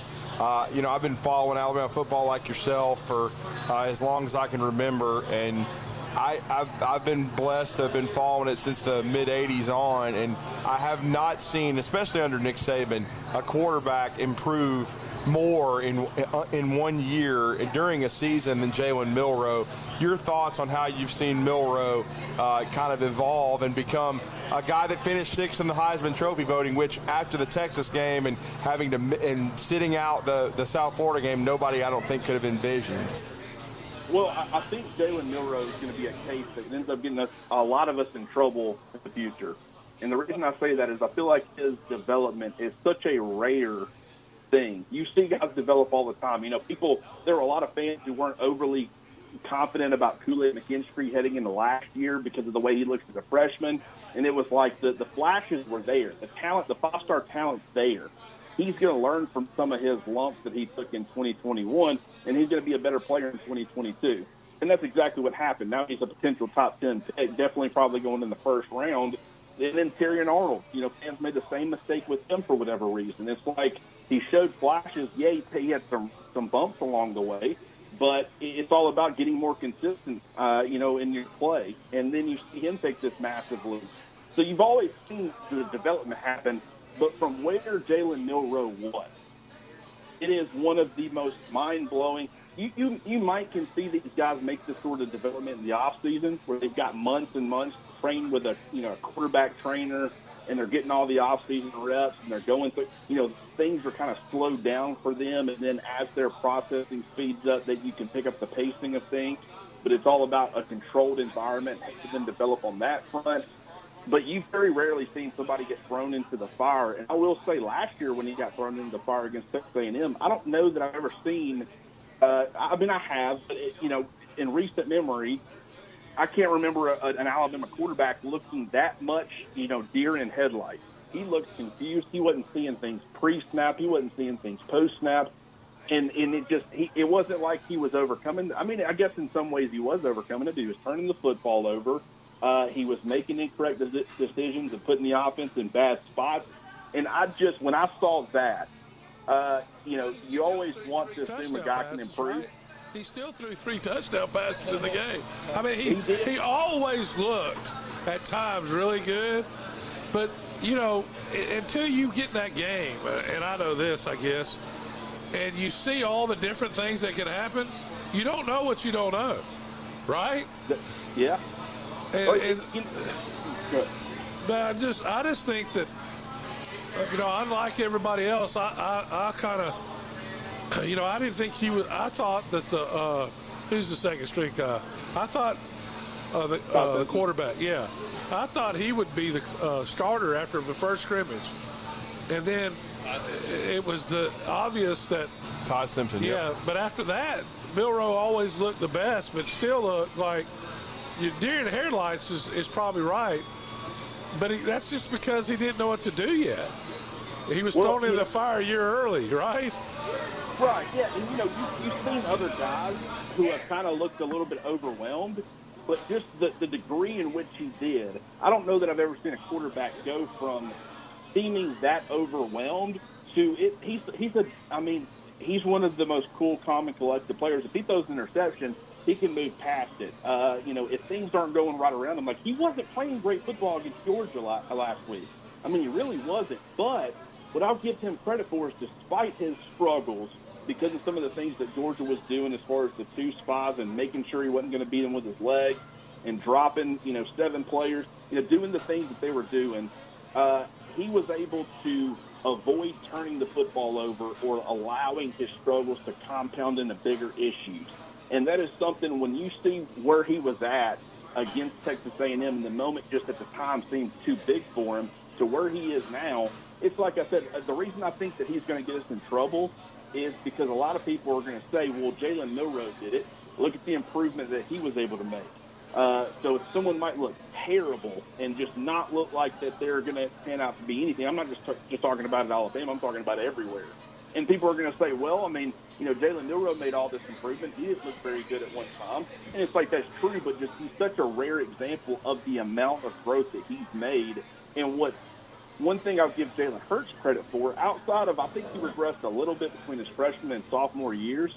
But besides that, every year that he's played football, it felt like he's been a better player. He's gotten better. And as long as that is an upward trajectory every single year, you feel great about Jalen Hurts in his future. Well, right now, Jalen Milroe is doing very similar stuff. Like, he's making the same kind of progress even more accelerated, in my opinion. And as long as that continues, it'll plateau eventually, and he'll just be a really, really good to elite player. But as long as he's heading in the right direction, as an Alabama fan, you've got to feel great about the quarterback position, not just this year, but moving forward, because things will only continue to slow down more as he sees more. And, do I think that he's completely over making mistakes in games? No player is. So, I don't want everybody to jump off the bandwagon if he throws an interception in the playoff game. But, you also have to respect his ability to overcome those things, which is what I think separates him from the previous version of himself last year. And I think Alabama gives probably Reese a lot of credit. You got to give the coaching staff in general a lot of credit. The offensive line improving has helped. But Jalen Milroe, just his dedication to put his head down and go to work, despite all the criticism and despite the world being against him, it's one of the most special stories that I can remember. And that includes even guys like Jalen Hurts, who has an incredible story in his own right. Well, and my final question for you, and it kind of piggybacks off of your Milroe comments, and you did mention the playoff. I know you've started studying Michigan some. How do you see Alabama matching up with the top-ranked Wolverines? I think what's going to be interesting is I don't think Michigan's going to be able to run the football like they want to. I think they'll have some success. I'm not saying that Alabama will completely shut them down, but Alabama between the tackles has been pretty good at stopping the run. Some of the off-tackle stuff has given them some issues, but it's been mostly just great scheming. When you look, Steve Sarkisian, some of the situations he puts them in when they play Texas. You look at Hugh Freeze, who I think spent a little bit of extra time preparing for Alabama. He had some new things dialed up that made things problematic. I think Michigan, and I could be wrong on this, but they seem like they're going to be more we're going to play our game because we think us playing our game could beat you playing your game. It's kind of the Georgia approach. Like, I don't think Georgia was doing anything special or new because it's like some things, Hugh Freeze looks at Alabama and he understands there's such a big talent gap. He's like, I got to dial some things up. I got to scheme this because if this is just straight up line up and play football, we're going to get destroyed. I think Michigan and Harbaugh could end up being a little bit more towards the Georgia side where they try to play their game. And if they do that, they will have some success, but I don't think they're going to have enough success to be able to consistently move the football. And so when that starts happening, if Alabama can put up points on offense, you start straining their offense and putting more of the game on a J.J. McCarthy's shoulders. We haven't really seen Michigan in a situation where they've been playing from behind a ton, where it's like multiple scores. So it's like a lot of different things can happen. I'll be curious to see how they respond if they can try to force the game on his shoulders. But I think Alabama certainly can match Michigan's physicality on the line of scrimmage. And I think they got some playmakers really at all three levels that can be the difference in this football game. Well, great stuff, Clint. We appreciate it on short notice. You've been doing a great job since you joined that staff over at Bama Online, part of On3Sports.com. I know you do a ton of stuff with Travis Reier on the YouTube channel as well, and Jimmy Stein. Saw Jimmy in Tuscaloosa the other day. Really good to catch up with him. But let everybody know what you guys have going on over there at BOL on 3. Well, I mean, now's the time for sure. I mean, college football playoffs coming up. Really, we've kind of taken a step back on some of the team coverage things for, a week. Let the team, get their rest. It's National Signing Day coming up, so a ton of coverage as far as nuggets and stuff from the staff. They do a fantastic job. But then, when you talk about basketball, you talk about the playoffs, you talk about National Signing Day, there's no better time to join up with Bama Online over at on3.com than right now. But, fellas, I appreciate y'all having me on. This has been a lot of fun. Thank you, Clint. We appreciate you. We're going to catch up with you again soon. Have a great holiday, man, and thank you for the time. Absolutely, fellas. Good talking. It's Clint Lamb joining us. We're going to go on a break. When we come back, we're going to go to the phone lines. Ron, if you're still there, we're going to come to you as we come back from this break. You're live at the Furniture Factory. Log on today, 977ESPN.com. You're listening to The Drive with Wes Neighbors and Steve Moulton on 97.7 ESPN The Zone. It's time to ring in the new year right. Bama, a winner over the Georgia Bulldogs, claiming the SEC title. It's the Alabama Crimson Tide and the Michigan Wolverines in the college football playoff semifinal at the Rose Bowl. Our coverage starts at 1 on New Year's Day on your home for Alabama football. Listen to Alabama football all season long on 97.7 ESPN The Zone. If you're the kind of value shopper who waits until the end of the year because you know that's when the best deals are, it's here. And there's no first payment for 90 days. Hi, folks. Bobby White back again for Woody Anderson Ford's Make the Holiday Bright sales event. And we've got the best selection of new and certified pre-owned Fords we've had in years. Right now, get financing as low as 2.9% for up to 72 months on 23 F-150. America's best-selling truck for 47 years. 2.9 for 72 on F-150. And Woody Anderson Ford has over 100 F-150s to choose from. Great finance rates and no first payment for 90 days. We have financing as low as 0% for up to 60 months on 23 Explorer, Escape, and with Bronco Sport, you get an additional $1,500 bonus cash. Year-end is the best time of year to buy, plus no payments for 90 days. With your good credit through Ford Motor Credit, this offer ends December 30th. Come make your holidays bright at Woody Anderson Ford. We hope to see you soon. Football season and Bad Daddy's Burger Bar. The perfect combination of good times and great food. This season, score big with one of our chef-inspired expressions of pure burger amazingness. Our delicious burgers are made with premium Angus beef, and you can pair it with one of our signature cocktails or a cold craft beer from our huge selection. Bad Daddy's Burger Bar on the Parkway in Huntsville and our new location at Cliff Farm, Highway 72 in Madison.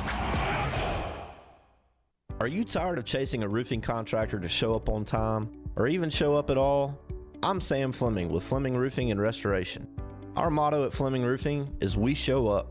Our goal at Fleming Roofing is to provide the reliable customer service that you deserve, and we have the resources to meet all of your roofing needs: residential, commercial, industrial, replacement, or repairs. We are manufacturer certified for roof coatings, single-ply membranes, and asphalt shingles. Whenever you need a roofing professional you can count on, call Fleming Roofing and Restoration. We are committed to finding the solution that meets your needs. We don't have quotas or heavy-handed sales tactics. Fleming Roofing, we have expert experience. We show up. Free estimates, residential, commercial, industrial, replacement, or repairs. Check us out at FlemingHSV.com. FlemingHSV.com. When you need a quick response, It's Fleming Roofing and Restoration. We show up.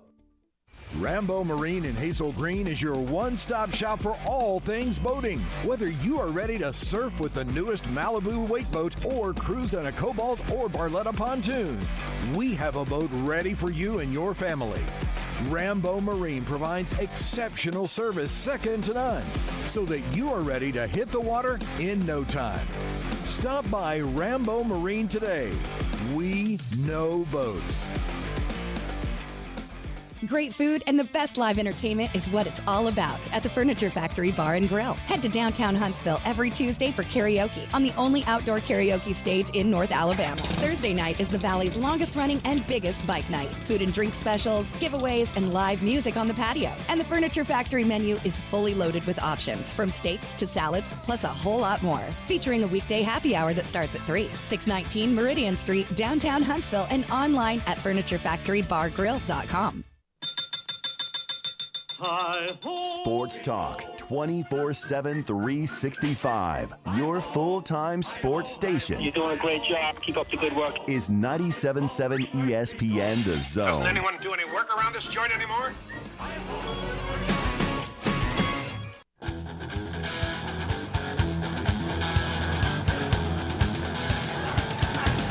The Drive rolling on this Tuesday here live at the Furniture Factory, as we are here with West Neighbors, and we're going to go out to the phone lines. We're going to bring Ron into the conversation. Ron, how you doing, man? Hey, doing just fine. How y'all doing today? We're doing great, bud. Hey, I missed the first half, and this may have been covered already, but in light of the subpoena from Florida Attorney General Ashley Moody to the committee in wanting to investigate the committee's choice. Now, this is rare and unique, but Bama beat number one, but they lost one. Here's where my brain farts come in. On December the 20th, Alabama and FSU play a do or die. Since Alabama is number 4, and that's who Florida would have to replace, and then they still got 10 days to be ready for the Final Four. If you hear what I'm saying, FSU and Alabama play on December the 20th. Do or die. That chooses who's going into the playoffs. Well, the problem with that is they've already chose who's going to go in the playoffs, and it's a done deal. And right now, these players haven't even been practicing. So I don't know how they'd get ready for, this ship has sailed. Alabama's, I agree with you. Yeah, so I don't think any of this is going to happen. I agree with you. It's like throwing bad money. Like January the 6th all over again. Well, yeah. So to me, there's a bunch of. It's really easy. It's a committee, and all these. This wasn't a conspiracy to keep Florida State. I agree with you. Yeah, to me, it's really quite simple. Their schedule strength was 55th. Alabama's was 5th. You look at that. Yeah, they have one loss, but would Alabama had a loss against any of those teams that they played? Answer that's really easy. No. So, to me, it was an easy decision by the committee, especially given the fact that Florida State looked so bad that night, and Alabama beat a team that hadn't been beat since last time Alabama played them. So I really don't know what all the – I get it because they're saying an unbeaten Power 5 school's never done this. Well, heck, there's a first time for everything. And if their commissioner and first of all, the head of the committee was a ACC guy. Right. Okay, it wasn't like it was an SEC guy did this. These are a bunch of presidents of schools. There are 10 presidents of schools on this committee. It wasn't. Yeah, it's not like this is the SEC commissioners got together and did this. I mean, it's the whole thing has been blown so far out of proportion. And if you didn't see this coming, like I couldn't. The biggest thing with me is that you put somebody with a schedule strength of 55th into the playoffs. I don't care if they're undefeated or not. It's the same reason you didn't put Liberty in there. It's because their schedule strength. I mean, so to me, I get it. I wish and here's the last point. The reason we didn't have a 12-team playoff this year is because the ACC commissioner didn't want it to happen. He fought it. Okay. So you add all this up. Where's the big? It's not. It's a joke to me. Yeah. I mean, I laugh when I see this stuff. Am I hearing that the Florida Attorney General subpoena has no weight at all? Well, I mean, he can subpoena them. What is he going to do, though? Yeah, I don't think it's going to have much effect. All you want. What does it do? It's bloviating to me. Yeah, to me, it's just for show. Posturing, yeah. Yeah, it's posturing. Okay. And I don't think they better be getting ready for Georgia so they don't get embarrassed. Is what I tell them. Even with opt-outs. Hey, listen, and if I'm Florida State and I beat Georgia, then you can shout from the rooftop, try to get the AP to give you the championship. Yeah, the AP can still give them the championship. They claim the championship. And I would if I was Florida State. Yeah, no doubt. I have no problem with it. Hey, fellas, I so appreciate it. Thank you. Thank you. And before we go on break and bring in Jen for the conversation, our last segment, we want to go with Crimson Carl here. He's been waiting on the phone. What's up, Carl? Hey, man, how y'all doing? We're doing good. What's up? Hey, man, I just want to let you know I was talking to my niece in the Phoenix Springs, Florida yesterday, and she's an FSU graduate. Right. And her 4 sons and her husband are all Florida fans, but they're all in agreement that Florida State is not that damn good. Mm-hmm.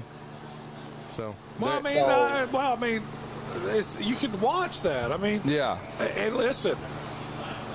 They hadn't played well the last 5 weeks. Even before he got hurt. Yeah. Jordan Travis. So, and it's just one of the things that I don't think there was any question, just by the strength of schedule. Yeah.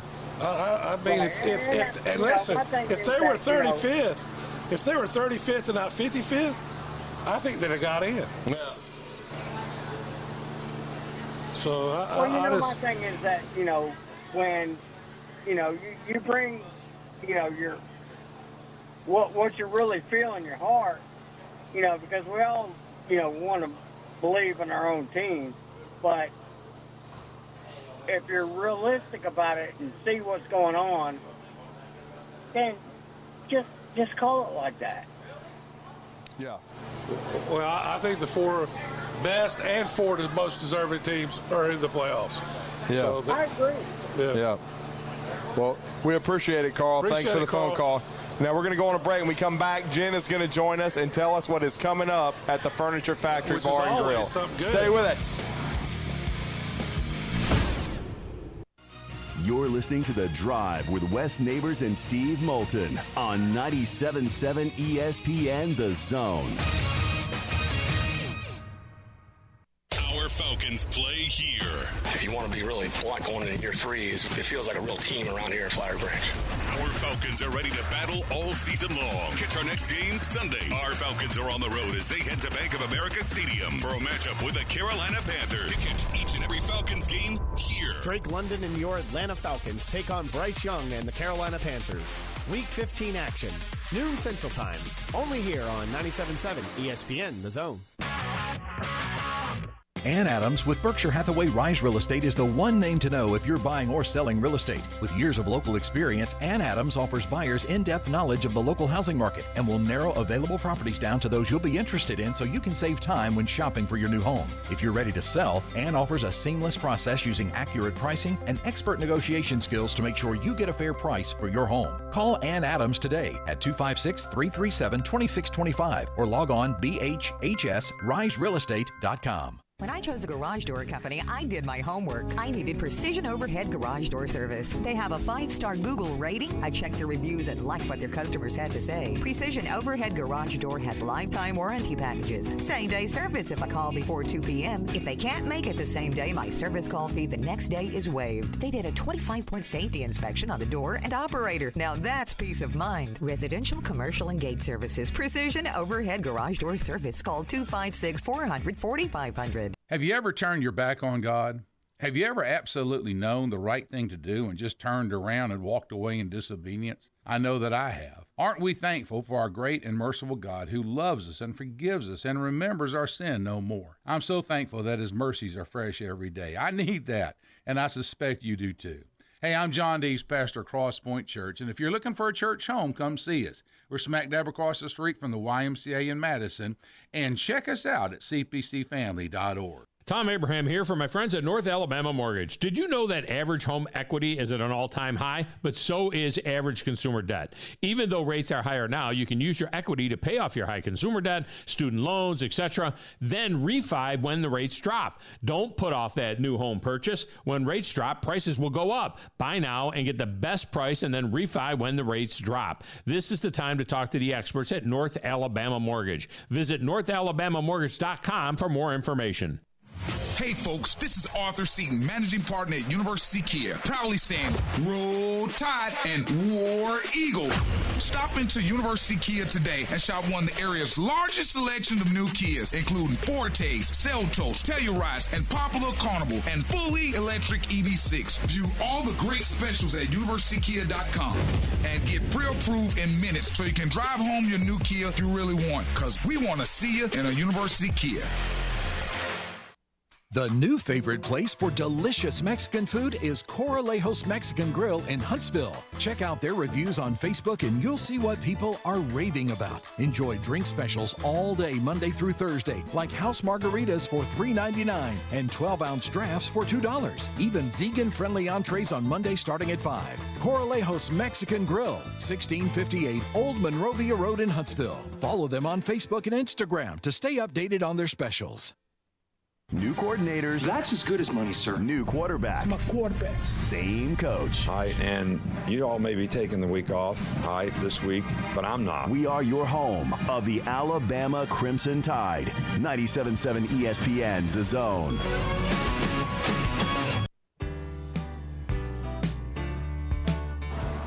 We are back for our final segment of the drive on this Tuesday, live at the Furniture Factory Bar and Grill. We're nice, toasty, and warm, thanks to our next guest, who is going to do her live segment with us, as she always does, and that is Jen. She's here from the Furniture Factory. How are you? I know you've been running around like a mad woman because of this holiday season. Oh, you know it. You know it. But at least I look good when I run around, You right? certainly do. Tell me I look good, please. No question. Yes. Okay, all right. No question about that. We got events all over the place. It's like holiday season here. You were doing one when we got here, right? Yes. See, there it's you go. that corporate season where everybody has a party and they're all here. And we're delighted to have them. Yeah, Now, absolutely. it might kill me, but that's okay. Hey, There's always tequila. We're in the right place for that. Where is tequila? I know, right? Is it happy hour? I mean, I feel grouchy. I kind of feel a little bit, like... So you have... I do. How many I people feel a are here little tonight, grinchy. though, in your two venues? Oh, gosh, I've got hundreds. Oh. Yes. Yeah. Over there and over there. And now here it's a little bit quiet. Yeah, I like it We're here waiting tonight, on, yeah. don't you? And But we're they'll- waiting on the karaoke crowd to come. When everybody's tired of Christmas shopping and they want to stop all that and come on over here and grab a drink and something to eat. So karaoke's tonight. We've got a full week. So what do you got going on this week? Oh, Jen? we do. We have Jackson Cannon. Have you ever heard of him? No, neither have I. Jackson Cannon. No. Yeah, no, I Have haven't you either. heard? No. Nah, I mean, but I've heard he's really good, right? I mean, you So can't is have the he same just old, one same old, singing? same old. Rockabilly, that kind of fun music. Right. Yeah, so we got that. Hash brown. Everybody loves hash brown, right? Yes, hash brown. We got that in the house. So it'll be fun this week. So, parties everywhere. drinks all over the place, and I don't even have a single pick for you. So that's how. But see, it's good though. We're really bowl season doesn't start. Oh, praise the Lord. Yeah, see, bowl season doesn't start till this Saturday, and that's really just the first. It doesn't start in earnest for several days. Okay, well, I couldn't blame it on hormones, and I couldn't blame it on not being, not knowing the right thing. You can still do our bowl challenge. Yeah. Yeah. Well, on that one, I don't have a thing to say. Well, Not you yet. just need to go out and do it. So Jen needs to fill a bracket out. Yeah? And you do it by, you pick the favorite callers. Or, yeah, that's the best way to do it anyway. I like that. Yes. Okay, that seems like fun. Yeah. All right, well, I'm all over that. Yeah, you can definitely do our bowl challenge. We've added people every day to it. Our ESPN bowl challenge, and it starts on this coming Saturday, and then after that, after about another 7 days, it really starts in earnest. So there'll be we'll almost have a bowl game every day on ESPN and here on 97.7. Never a dull moment. Never. And speaking of that, that's a perfect segue for what is going on in the rest of the week at the Furniture Factory? Well, besides parties, and teacher events, we've got some teachers that are going to come celebrate because kids are out of school the end of the week. Yeah, right? That's right. They're at finals this week. So we've got a bunch of teachers coming to join us, and we're glad for that. So we're just delighted to still take reservations. If people want to make some reservations for lunchtime or dinner, we still got some spots. So come on, they can come here and just join us. We got a party in the house every night. And our Christmas party's here. Mm-hmm. Yep. Next week. Yours is next week. Yes. I'm going to take care of y'all. So we're going to have a good time. Absolutely. Well, if they need to get a hold of me, it's FurnitureFactoryBarGrill.com. They can call me on my cell, 256-426-1989, or come see us at the bar for some tequila because I really need some. I was going to say, or bring Jen some tequila, and she will really be appreciative this holiday season. It is happy hour. It's always happy hour at the Furniture Factory. Always, yes. Always. But better when I'm here. No question about that. No question about that. Thanks, y'all. Thank you, Jen. Appreciate you for joining us as we have the last few minutes of the show.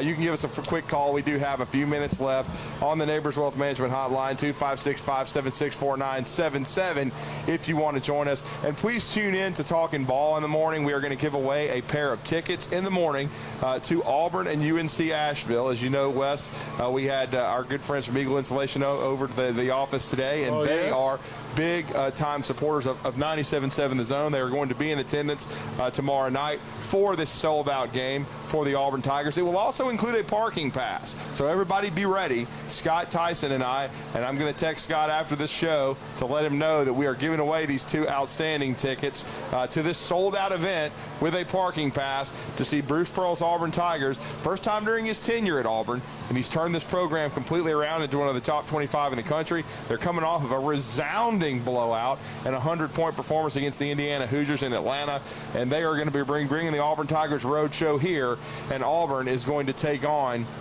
the UNC Asheville squad that won their league last year and has been in a perennial NCAA tournament program, and it's been a hard sellout for a while. So this is going to be much like when Alabama's come to town.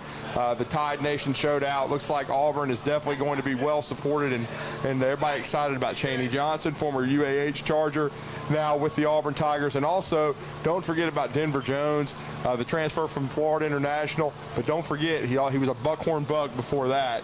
And so, and don't forget also later tonight on our streaming network, you can hear Bailey Lowry and John Abraham bring you Buckhorn Bucks basketball as the defending 6A state champions take on Jack Dawson, the Grissom Tigers. Oh, wow. And what a good game that'll be. And the interesting part about this matchup, Wes, is the last home loss for Buckhorn was last year against this Grissom squad. And so they have not lost a game at home since. And you always hear home matchups of the Buckhorn Bucks and Patrick Harding live on ESPN 97.7 The Zone. They were supposed to be good. They're working. They're getting better. Coach Doss lost some great players. He lost R.J. Johnson to Kennesaw State and Antoine Petway. He lost Izzy Miles, great guard, to Billy Clyde Gillespie and Tarleton State. And then they also lost another one of their guards who did a great job. So they lost three prominent starters off the team, and so who are on the college level now. And so he's having to revamp his lineup. But Justin McCall's having a really good year. I think he's going to move on to the college level. level. Certainly Brendan Martin is. He's already committed to Air Force. Outstanding both student athlete, both on and off the court. He's plays the center spot and forward for Grissom and is one of their top 2 scorers. So, they've got Javon Alexander, who's a really good player. So they've played well at times this year, and certainly will give a stern test to Buckhorn at home.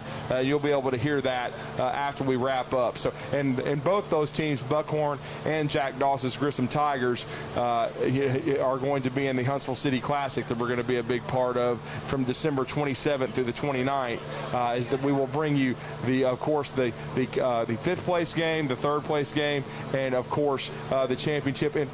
Or excuse me, let me correct myself. We're going to bring you the semifinals, then 3rd place and championship, not the 5th place. But we're going to bring you 4 games, the 2 important semifinal matchups, which will be sold out almost assuredly, and then the 3rd place game, and then the championship game, which it's always sold out. It doesn't really matter who plays in it, but certainly it's another great field. We've got some out-of-state teams for the first time in the event. From Centennial from Tennessee is coming up. St. Pius from Atlanta, a very good private school program, is coming up. For our first team from up north is Trotwood Madison from Ohio is coming to compete in the event. And we're also having, for the first time within our state, McAdory, the alma mater of one Vincent Bo Jackson, is bringing their team up here as well. So we're looking forward to that. A lot of great teams going to compete in the Huntsville City Classic, and it'll be, of course, as always, at Huntsville High School, Wes. Well, I think it started around the time that I was in school. I think 1983. Yeah,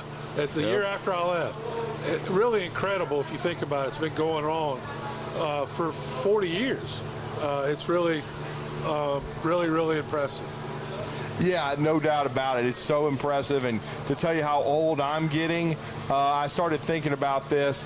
My first year doing the tournament as a student was 1990, the fall of 1990, the Christmas of 1990, when I was working for Hall of Famer Rich Valavicius, and I worked for him throughout high school, and really I've been a part of every tournament since then. So I've been a part of the majority of them. The first tournament I ever attended was just right after your time. You finished at Alabama, and then your brother Keith finished at Huntsville High. It was 1988. Jimmy Steger, who was still one of the all-time greats. I know we just retired John Taft's number, who was a guy that was at Huntsville High when you were, and then of course when Keith was one of the great, maybe the greatest player in Huntsville High history. Went on to become an All-American at Marshall University. He now has his number retired at Marshall and at Huntsville High, number 22. Just a tremendous athlete.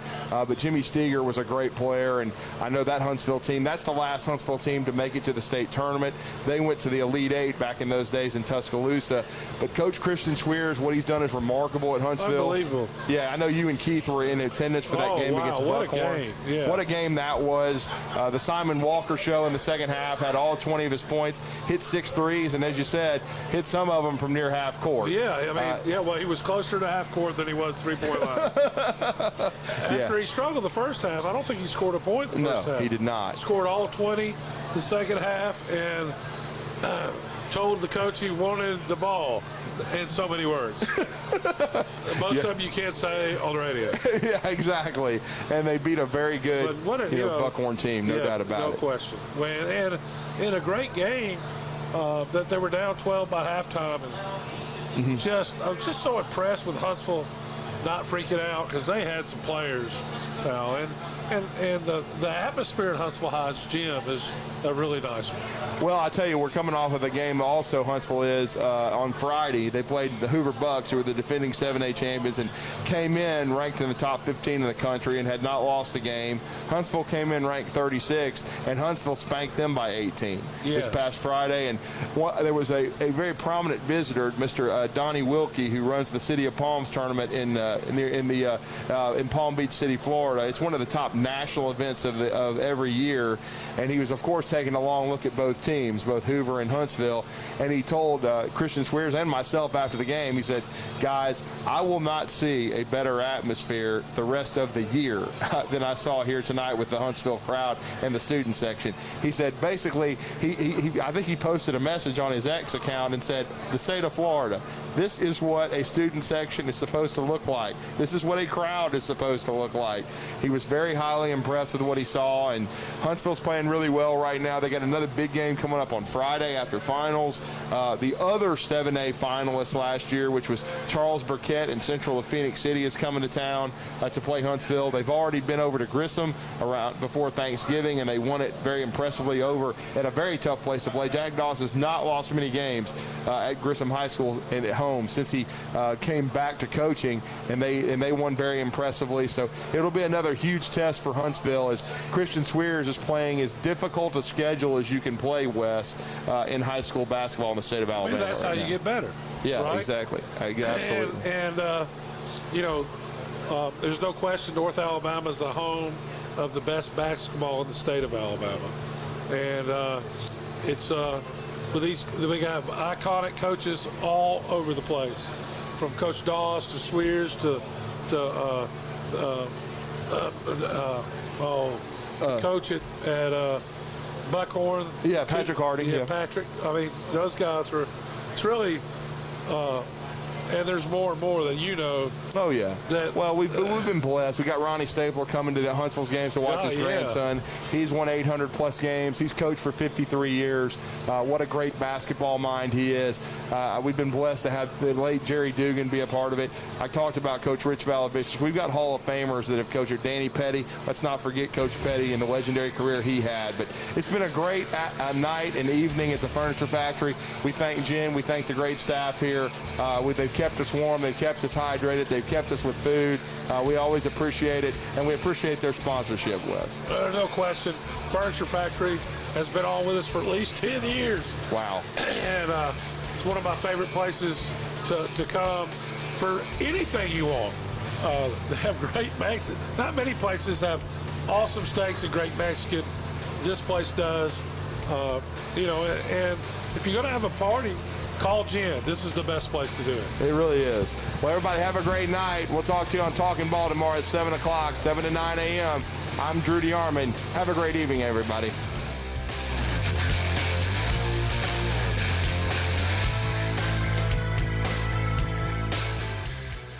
WZZN, Union Grove, Huntsville, Alabama. Alabama! Your home of the Crimson Tide Sports Network.